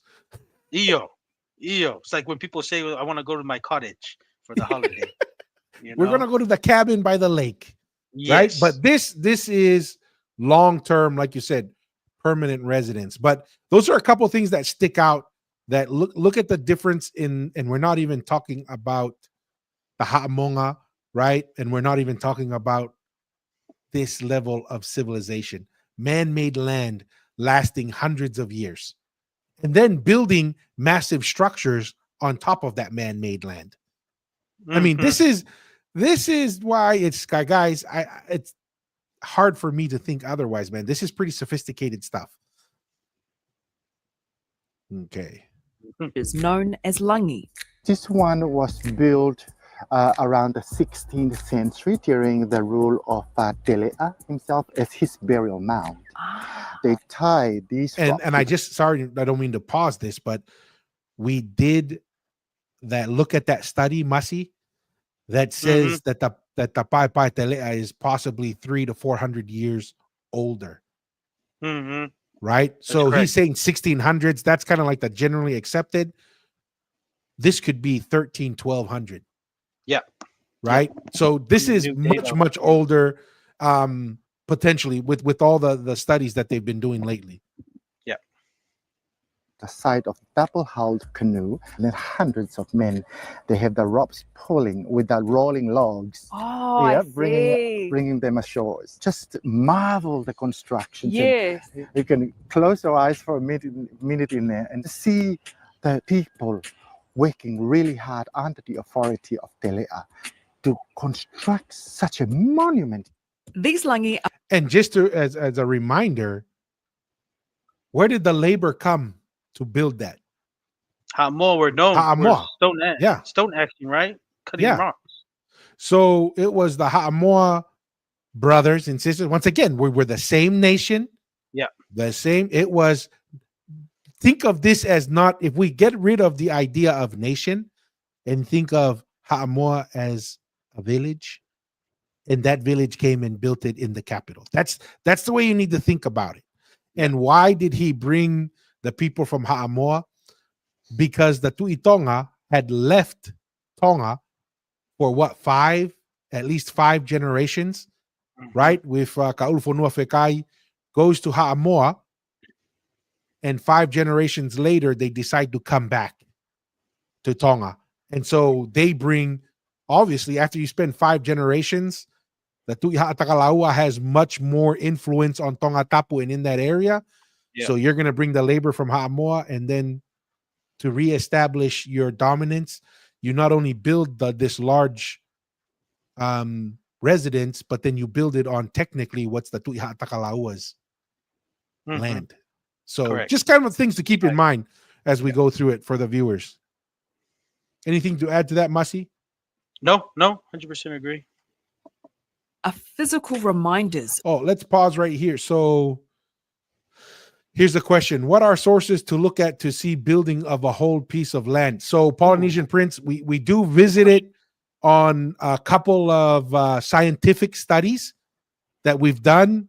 So they're in those videos, but also if you go to thfale.com, there are certain articles. If you look at the articles related to the Tu'itonga residents or settlements, I believe in there you'll find one of the 7 articles that will talk about the creation of this land. But there are also archaeological scientific studies as well on that. Of our ancient dynasties. Established around 900 AD, the Tu'itonga was the paramount ruler of ancient Tonga. Much Later, older than 2 other 900 branches sprung AD, forth, just Tu'i FYI. Ha'atakalaua and Tu'ikanakupolu, usurping political power and influence from the Tu'itonga, who then became a spiritual figure instead. Ka pauna koe tau mo ui koe ni I he taimi koe ia, koe o tua e Tu'itonga ia. Pea topu tapu hono sino, pa koe founga o e tau tauhi a tau tolu ki aina e whai ki he rere I ta. Ko tau tolu koe ke whai ho tau whatongia. Na e o mai ai ke tau tauhi aki. Kia ki nau tolu. Ka pau te utala whakatata. Tanga whewhe tua e o tulangi. Lotonga I heni ai toko lau kilu. Koe nau whai e ngā ue koe o tulangi. O kutalaki he ngahi a honi toku ana e whaka ngā ue pōpura I nau tolu. No. Koe Tu'itonga na e toko tahape. Ka pau na anau pōpura. O si fuoloa hono tā mate e Tu'i tapuange. Mo e Tu'i mi ono aho mo e kau hou eki. He futoko lahi ange kakai. Ka koe hea uhinga na e kai ke whai pehe ai. He nā nau whai nau tole ngā ue koe Tu'i. Ko e nau Tu'i, te nau mau ho nau inasi mo nau tāpuaki pia mei he Tu'i. Hange pe koe tau whai e mea ke lotu. This absolute monarchy thrived in ancient times, but where is it now? Towards the end of the 18th century, Tonga was plunged into civil war after the tyrant ruler, Tuku'aho, was assassinated. The civil war would last 50 years until Taufa Ahau, an ambitious and strategic rival, launched a campaign to take control of Tonga.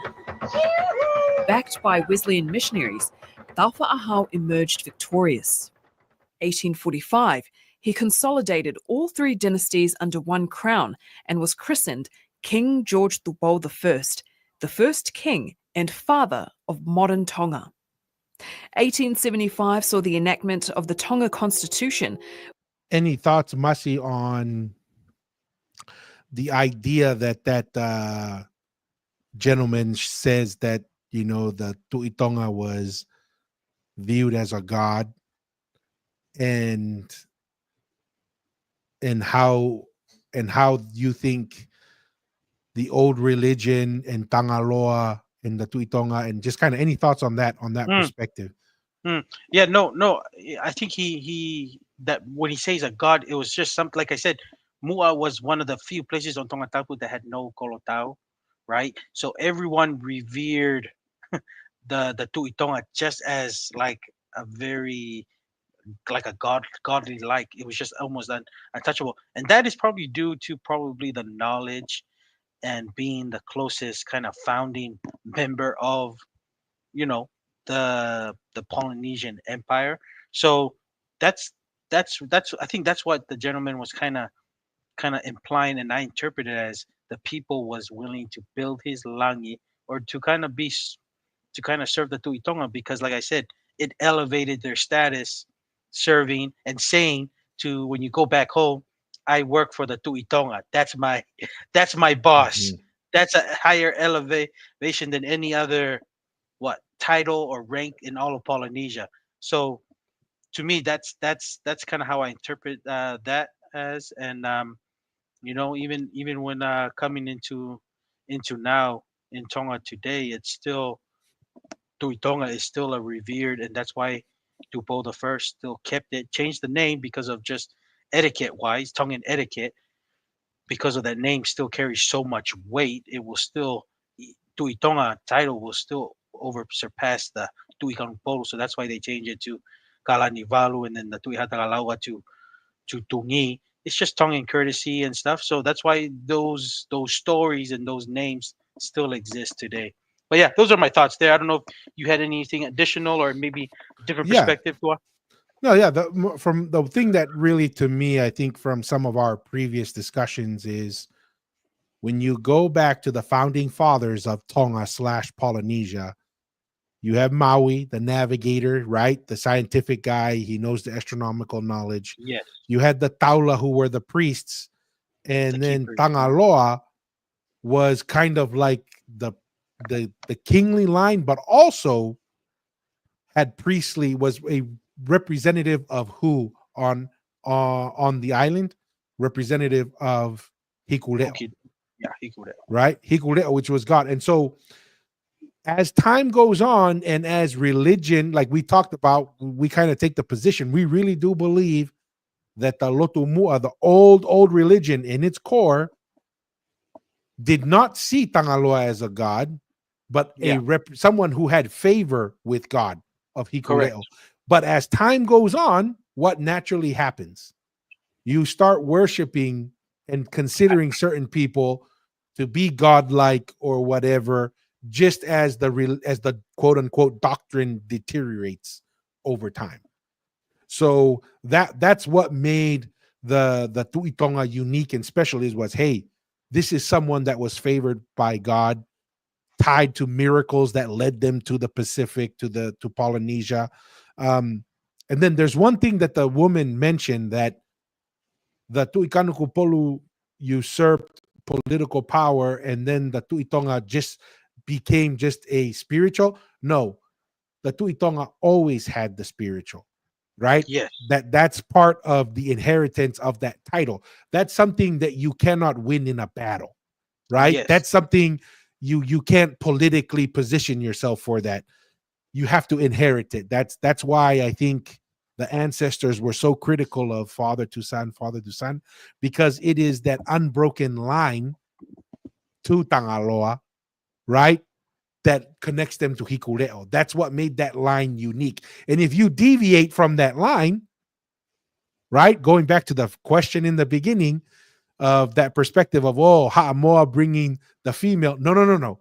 That wasn't the driving factor. The driving factor was father, son, father, son, father, mm, son, all the way to Tangaloa, all the way to Hikuleo. That's the line that made the most influence. And the Tuitonga was only left with a religious role, a sacred role. But in the Tuitonga's prime, it had religious and political and military power yeah. consolidated into one. And just to add on to you were talking about the transition of power. There's that aspect you kind of shared it when we kind of started this whole podcast thing that it needs to probably take more account and probably needs to be shared about is Laufiritonga, because from the stories I've heard, we've kind of talked about it, and even I've talked to being in Tonga, talking with my older brother, our older brother, about it. Laufiritonga commanded a large army, and apparently, with that velata, it depends which story you believe. What happened with that thing? Apparently, he commanded a much larger army, but it wasn't a achy thing for him to use all of, because during that time, from what I understand, Tupo the first only had the commanding army of Ha'apai, and then you're talking about Laufiritonga, who has most of his army from Ahake. Then he has some followers in Ha'apai. Then he has some followers in Vavao. Then he has some followers. This is before this is I think this is before Tupo the first became the Tui Vavao. So Tuitonga, Laufiritonga had followers in Vavao and the New Toa. So you're telling me that small group, and then what he did was, because it wasn't a achy thing for him to just use all his army and kamate ikaw tawa, no, the was it the Kaivai, that was kind of the Mhm. Tautahi was known for Tupo the first. All at once, he just sent a little group, and they just had a little scruffle, and that was it. And then it was just written as if Tupo the first won. So that's kind of the stories I've Yeah. heard, Tua. But It's not a clear. It's because Tupo the first, just like George Washington, and we appreciate George Washington, right? But they understood the significance of image, right? Like George Washington, from what I read, he had fake teeth and stuff put on when he got old and stuff, Yeah. because it was living up to that image. And it's not putting him down. That's important. What people perceive of you has a big impact on how they follow you. So Tupo the first, you can't go with, I'm bringing you the new Christian God, right? Who favors me, and then say, oh yeah, I lost to Laufiri Tonga. You Yeah. can't, that's not a winning message, right? Yeah. So, and then since he gets a lot of the political control later on, you control the narrative. We see that now in Yes. US politics, Yeah. right? Yeah. And that's normal. But my understanding is, I don't think was Laufiri Tonga the actual Tui Tonga at that time. I don't think he was the Tui Tonga at that Okay, time. so he wasn't. So he was He just like wasn't.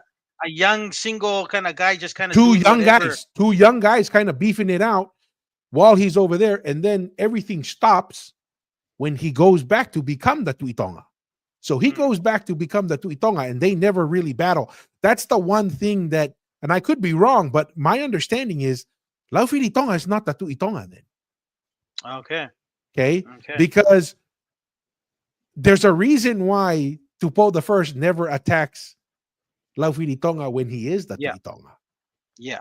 That's a Yeah. bad political and military move right there.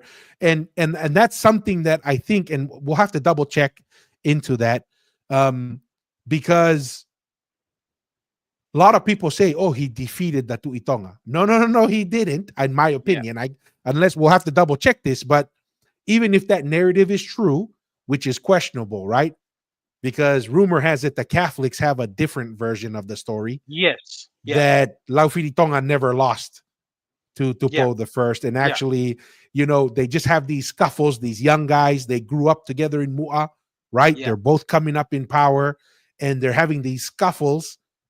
And then when Laufiri Tonga has to go back to Tonga Tapu, because he's going to inherit the Tui Tonga, there's any more military interactions between the two of them. So in theory, when they say, oh yeah, he beat the Tui Tonga, it's like, no, I don't think so. I don't think Laufiri Tonga was Tui Tonga then. Yeah. Okay. And just the whole thing with the whole like what you said, and then it was just this is the current line, and they take their story, just then their narrative just dominates, and that's how things go. That's You know just, what I mean? he who wins the battle writes the history, right? Correct. Okay. Which limited the powers of the monarch and granted greater freedoms to the people. I would say that the first effect was a sacrifice on the monarch, because his wide powers we're now limited to only what is provided in I the want to talk about Constitution. this in a little I bit. think the majority Okay. of the people, they gain And just so I don't forget, where did Tupo the First get such an idea from? the most privileged. They were granted freedom of slavery. Then they were given, most importantly, the freedom to the fruits of their labors, something they never experienced before. The days of ancient Tonga faded and the modern monarchy took hold. So, does our modern I don't want to get too far because this is kind of related to your comment earlier, Masi. Mm-hmm. Where did Tupo the First get an idea, kind of like that Tongan historian lady says, that the first act in establishing his new kingdom is to sacrifice the monarch, the king? Well, I'm just thinking the Tuitonga sacrificed his Exactly. position to make the Tuikang Polo and the Tupo the First legitimate as the single ruler of kind of all of Tonga. Yes. And where do you Yeah, think Laufili Tonga could have gotten that idea from? from the Tangaloa, which probably The I, Tangaloa, right? I don't know. And Yeah, also, as I agree 100%, we've had this discussion, I think, in the past. yeah, Something must have happened for whatever it is. We don't know the details. We have the story about Aho Etu, right? yeah, And he's not the oldest, yeah. but then he becomes the heir from Tangaloa. Correct. And there's a whole restructuring of the government, and that leads to thousands of years of order and maintaining governance. Then we Yeah. come to Tupo the First, and there's a similar thing. The whole technology has changed, right? Foreign influence has changed. Mm, The whole landscape of everything has just gone through a major shift. New religion, new ways of power, political power being brought up with the Matai system, with the Tuikano Kupolu. There's military threats outside of Tonga, and then you sprinkle in their Christianity, where the idea is the king of Israel sacrifices mm, himself for the goodness of his people, mm, right? And mm. who knows, a lot of scripture says that in the last days, kings will say things that they never heard and do things that they never saw, right? Or people never Mm-hmm. told them. So to me, this is just kind of strange how this whole thing happens with Laufiri Tonga, right? Mm. Like something is going on there that is beyond politics, beyond, Comprehension. Yeah. yes, something unique is going on there. And what Laufiri Tonga does to Tupo the First by sacrificing his title and Mm, and then empowering Tupo the First to solidify his position. What does Tupo the First do? He, in a way, duplicates that example of giving up certain political powers and military powers to empower his people. So it's really interesting to kind of see that and then look at how Tonga survives through colonization up to this day. mm. I don't know. I don't know if that's something that we're just making up here or what, but I can't help but see those parallels as we're having this conversation. No, no, I agree with you, Tua, because right, if because we do believe that Hikudel is Jehovah, right, and then now they're understanding the new religion, Christianity, and the sacrifice of Christ for the betterment of the people. You can see that in Laufiri Tonga. Then you see that in Dupo the First. With it's not easy giving up people to serve you. When you have like just easily to control people, right? But just seeing that it's for the betterment of people and people can live off their own labor, right? That's the best way to kind of maintain your sovereignty and to give people free to develop economic strength to kind of survive as your own kind of kingdom, right? So he had a he had a vision way beyond his years, and that's the reason why for Tupou the first, it was already hard for him to get to the position he was already in when the first, and you first think about it. But it was the reason why he was put in this position because he was gonna make decisions like that. That when he came to have power, so it's just kind of it's very interesting, very interesting. Yeah. No, I agree 100%. All royal families still carry the same political and spiritual power they once wielded. You never saw people walking past the palace with an umbrella open.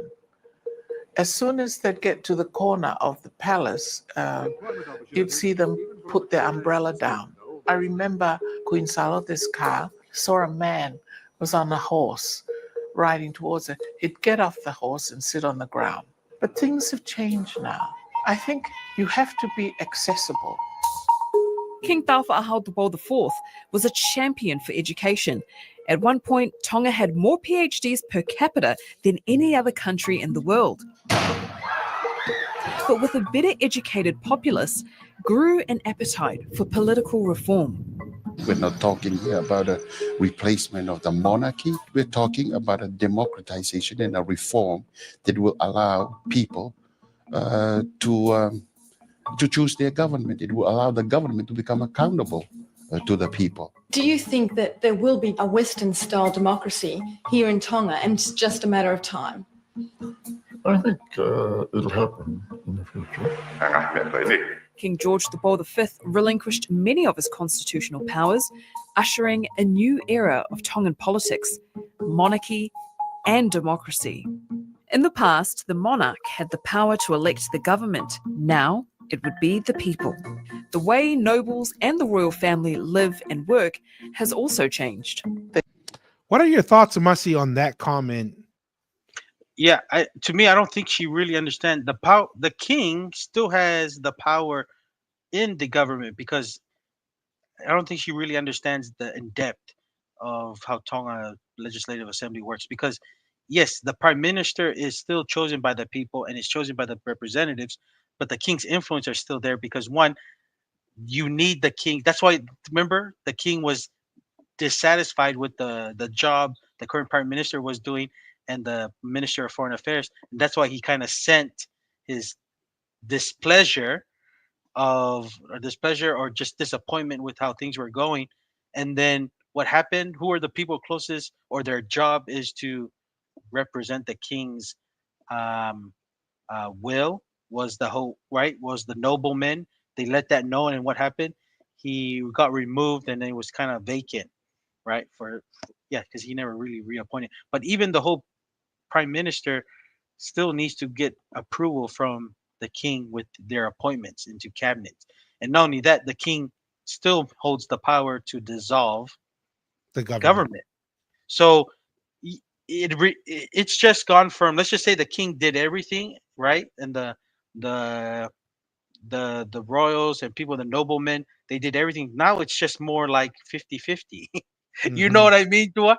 Because now everything, the prime minister is still chosen by the people because there's 17 representatives from the people that they chose. That's the largest.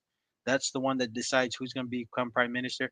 Then there's the noblemen who are in there. So to me, she's just saying relinquish. No, he didn't really he's just made it balanced, and I think this is a good. To me, this is where it's good for everyone because that's the people are holding accountable because the people can make stupid decisions. We've had PMs who have been the most corrupt, chosen by the people, and then the past governments ever in Tonga's history. And then at the same time, the people can hold the nobles and the kings accountable. So to me, I feel like this is a good, delicate line that Tonga's in, and to me, we should maintain it. To me personally, I don't want our king to be like the king of Britain and stuff. It's more of an image thing. Yeah. I want it's because of them and what their ancestors have done, which we're all connected to, is what we enjoy on having we we can, you know how you know in America and New Zealand and Australia that if you don't pay your land rates every year, you lose your home even though you bought it outright.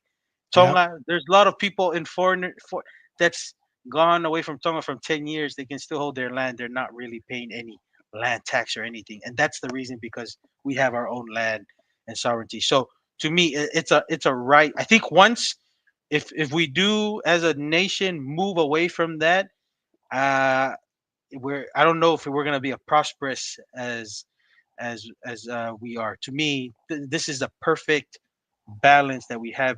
Just a little changes maybe here and there, but the balance of 50-50, holding each other accountable, I think it's right at the moment. I Okay. don't know if you had anything to add on or No, what no, your thoughts I are. agree with that position you're taking there. The one area I wanted to comment on were two things that the reporter said. First is with more education comes an appetite for democracy. I don't know if that's necessarily true. Okay. My belief is this: with more political power available, it leads to power struggles, right? Mm, Like, and this is what I mean by it. And then I don't like this. Oh, well, one day a Western style democracy. And I'm like, do we even want a Western style democracy? I think mm, we want a Tongan style democracy, yeah, however that looks. yeah, Because let's look at Europe, Western style democracy. Look at how many revolutions France went through a Western style democracy. And that's what I'm saying is, and we kind of mentioned it in the beginning of our program, a quote unquote Matai system can lead to a certain level of chaos, right? But it allows some flexibility to change and make decisions. Um, and the Tuitonga or the Tangaloa system, it allows more uniformity and unitedness, but it's a little more rigid. And that's where I think what you're kind of describing is a balance of trying to get the best of both systems, hmm right? Where we have some level of democracy through parliament, where people can, elect their representatives, but also have the monarchy there to just provide some structure and longevity because prime ministers come and go, but the king's there through, it's kind of like the Senate versus the House of Representatives in the US government. The House of yeah, Representatives, every 2 years, you could be gone yeah, and you could yeah, have people rotating, but the Senate is every 6 years to give yeah, some level of stability over yeah, time. And I think there's two things I just want to kind of push back on this report is I don't know if it was necessarily education, but it was more political power is becoming more available. So what yeah. naturally happens? More people are vying for political More, power because yeah, they showed that, what do they call it in Tonga? Black Tuesday, where they yeah, burned everything down. hmm There's a handful of evidence that that was a small group of people who started that. Who yeah, started that fire. It wasn't a national movement. A small group of people did it. But once you start seeing people grab free stuff and looting, there's yeah, a temptation. There's a temptation there to, oh, well, I can get a free TV. So I'm going to yeah, run and grab So I don't buy that whole fiasco was a national revolt against the royal family and a desperate try for democracy. I think there was a power struggle because more political power, you can make the argument that the Democrat, if you want to call it that party in Tonga, with Tupou V releasing more power, was getting left behind, and they had to find a way to cause challenges so that they hmm could be more relevant, is the way I'll describe that. yeah, Um, And so, yeah. And then I don't like the idea of, oh, will it be a Western? We don't necessarily want a Western quote unquote democracy. Democracies are very challenging.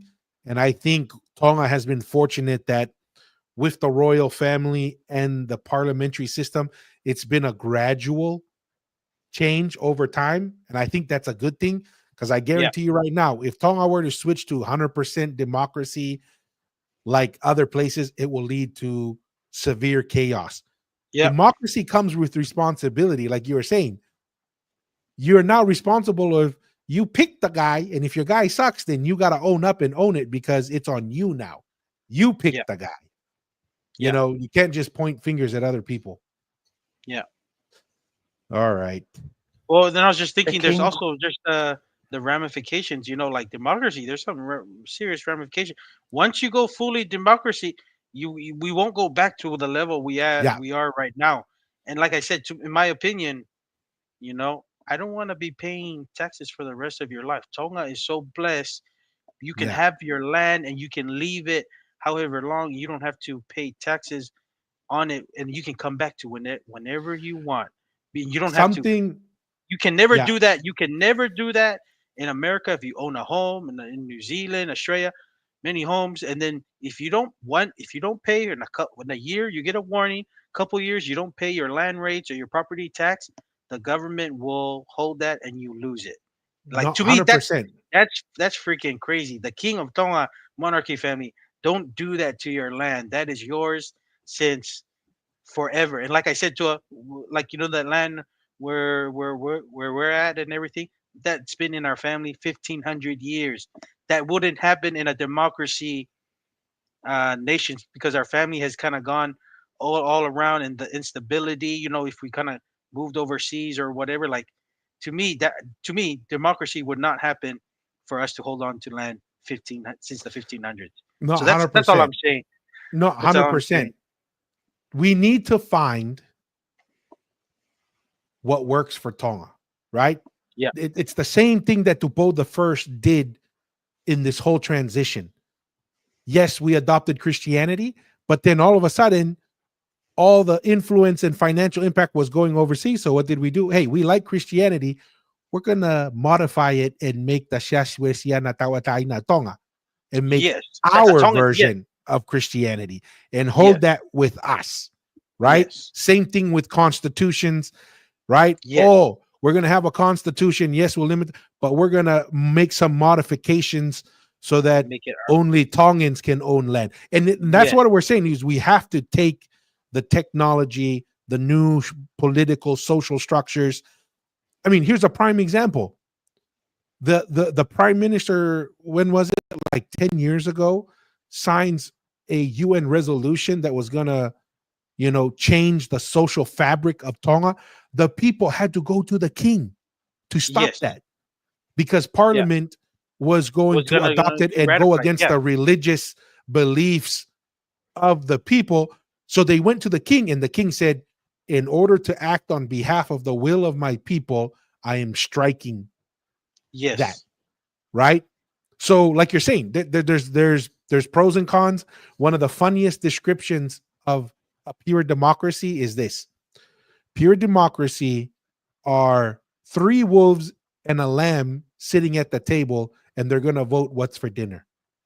mm, Right? mm. Of course, all the three wolves are gonna vote. We're eating lamb tonight. Yes, yeah, So getting that balance, I think Tonga is very fortunate. And like you said, once we lose the monarchy, there ain't no going back. yeah, So yeah, you better be very, very sure and that's what you want. And if it is what you want, you better own any of the outcomes, which is not democracy isn't always pretty, yeah, right? It has its negatives. And then look at the Western democracies in Europe. Europe is dying. yeah, Western civilization is dying, and we don't want that. We want to take the good things from the Western civilization to serve our Tongan goals and culture and eat. and Yes, things that we want to achieve. yes, And that's how you thrive as a people and as a civilization. yes. I agree, 100%. So funny. So this guy right here, I went to Aren't you guys the same but age? yeah, we went to Mataaho Kindergarten. And if I ever see him, I will apologize for what I did to him in kindergarten. And not only that, but didn't both of your babysitters kind of go at it too? Oh yeah, Nani was gonna. So yeah, So You guys both so have your babysitters. We're gonna go at it too. oh yeah, dude. Well, he had multiple, right? Funky Te'e. Oh He had yeah, like 2 or 3, and after our little incident, the Te'es were running and they were gonna destroy yeah. me, and then Nani jumped in Came. front of me. He's like, Mm, "If you touch my son, I'm gonna kill you." yeah. Right? So, and here I was like, "Yeah, that's right." And then right after they walked away, Nani smacked me around, told me to be nice to the prince and now the crown prince of Tonga. Correct. Crown So Prince. that's pretty funny. That is funny. So yeah, like That's Clyde Moore says, I apologize for my transgressions. yeah. No, that's the thing. And right, and this is how you know. This is the awesome part of growing up in Tonga. You mingle with people. You just think, oh, they're not a nobleman's child or whatever. And then like you have a little scuffle, and it's like, oh, okay, that's how. I mean, that's the awesome thing about Tonga. You're just an arm's length away from, you Yeah. know, from. Well, and it was funny because I think like 2 weeks later, so his mom comes and has lunch with him, Mhm. and they ask me and Nani to come and sit down and have lunch with them. Mm, Right? So like yeah. you said, you know, There's we're only an just arm's all length. Only one. in Tonga, man. Yeah. You know, only in Tonga. That's the Yeah. cool thing about it. Yep. That is cool. Queen, Crown Prince, or the immediate royal family have an income from the government. But for myself and the rest of the royal family do not have an income from the government. Fortunately, my parents educated us overseas, so therefore we could work and earn our own living. For instance, 2 of my children are civil servants. They work in government. Perhaps the concept of the responsibility has changed very little. But for the royal family, it has always been a leadership role. We lead the people in Christian living. We lead the people hopefully lead the people in education. And in all our cultural activities, we also lead people then. And I think that's what she's talking about is some of the things we were talking about earlier. The royal family still has some level of political power, but Yeah. really where they shine is in that soft power that she's talking about. Right? Yeah. Living in the Christian leadership, showing what it means to be Christian, showing that education is the path forward, right? A lot of different things, and that Mhm. unifies the people. And I think that's an important thing that they can still bring to the table in our version of self-government in a Yeah. way. Yeah. Ldks assumed the throne after his older brother's death 3 years ago. Today, the transition was complete. He was anointed with holy oil, adorned with a ring and scepter, then crowned King of Tonga. Receives the crown of royal dignity and honor. I think that we still need the constitutional monarchy. When His late Majesty granted the Constitution of Tonga, he did mention again and again how he had hoped that Tonga will remain Tonga for the Tongans. Very cool. Yep. No, and that's kind of the same vision we share with the late Majesty too. When the Constitution was granted, was keep it Tonga for Tongans. Let's not Mhm. try to be, because we have so many Tongans living in America, try to make it like America's Don't kind make of it America. yeah. America Don't is make it like already a yeah. America. Don't make it go. You have a lot of Tongans living in Auckland, New Zealand, trying to make it like a Auckland, New Zealand, in Tonga and in Australia. No, Tonga. Let's just keep Tonga good for Tonga, and we can all navigate and enjoy what the other countries provide and funnel that blessing to Tonga, but keep Tonga, Tonga. You know.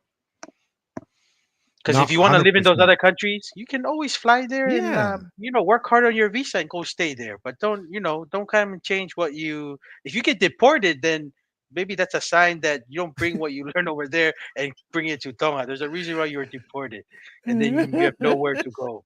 You can only blame yourself. Eh? Yeah. No, 100%. Looking at the time, we were going to look at the Tukufonua, but I think we've touched that because it's good with the time.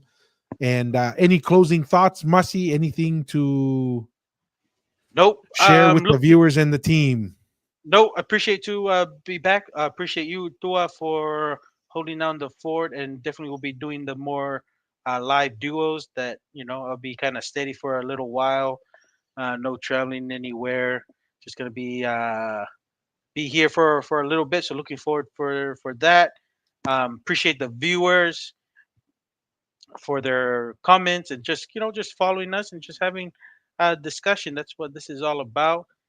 Merry Christmas and a Happy New Year, which is approaching. And yeah, that's it for me. Tua, you have anything? No, once again, appreciate your time, Mr. Atearoa, and appreciate you sharing your world travels across our Polynesian nation and kind of reminding us all the little dots that connect us as a nation. Appreciate all the viewers. Honestly, there's been a lot of traffic, a lot of comments, a lot of sharing, and really appreciate it. Glad people are enjoying the content, or at the very least tolerating it. We're by no means say we're professionals. We do this for the love of the game. We Yeah. think these are important conversations to have. And once again, thank you to everyone. And in case we don't have another one, I think we may sneak in one more, but just in case, Merry Christmas, Happy New Year. We're excited for 2025. And as always, stay curious, be bold, and ask the tough questions. Till next time, peace. See ya.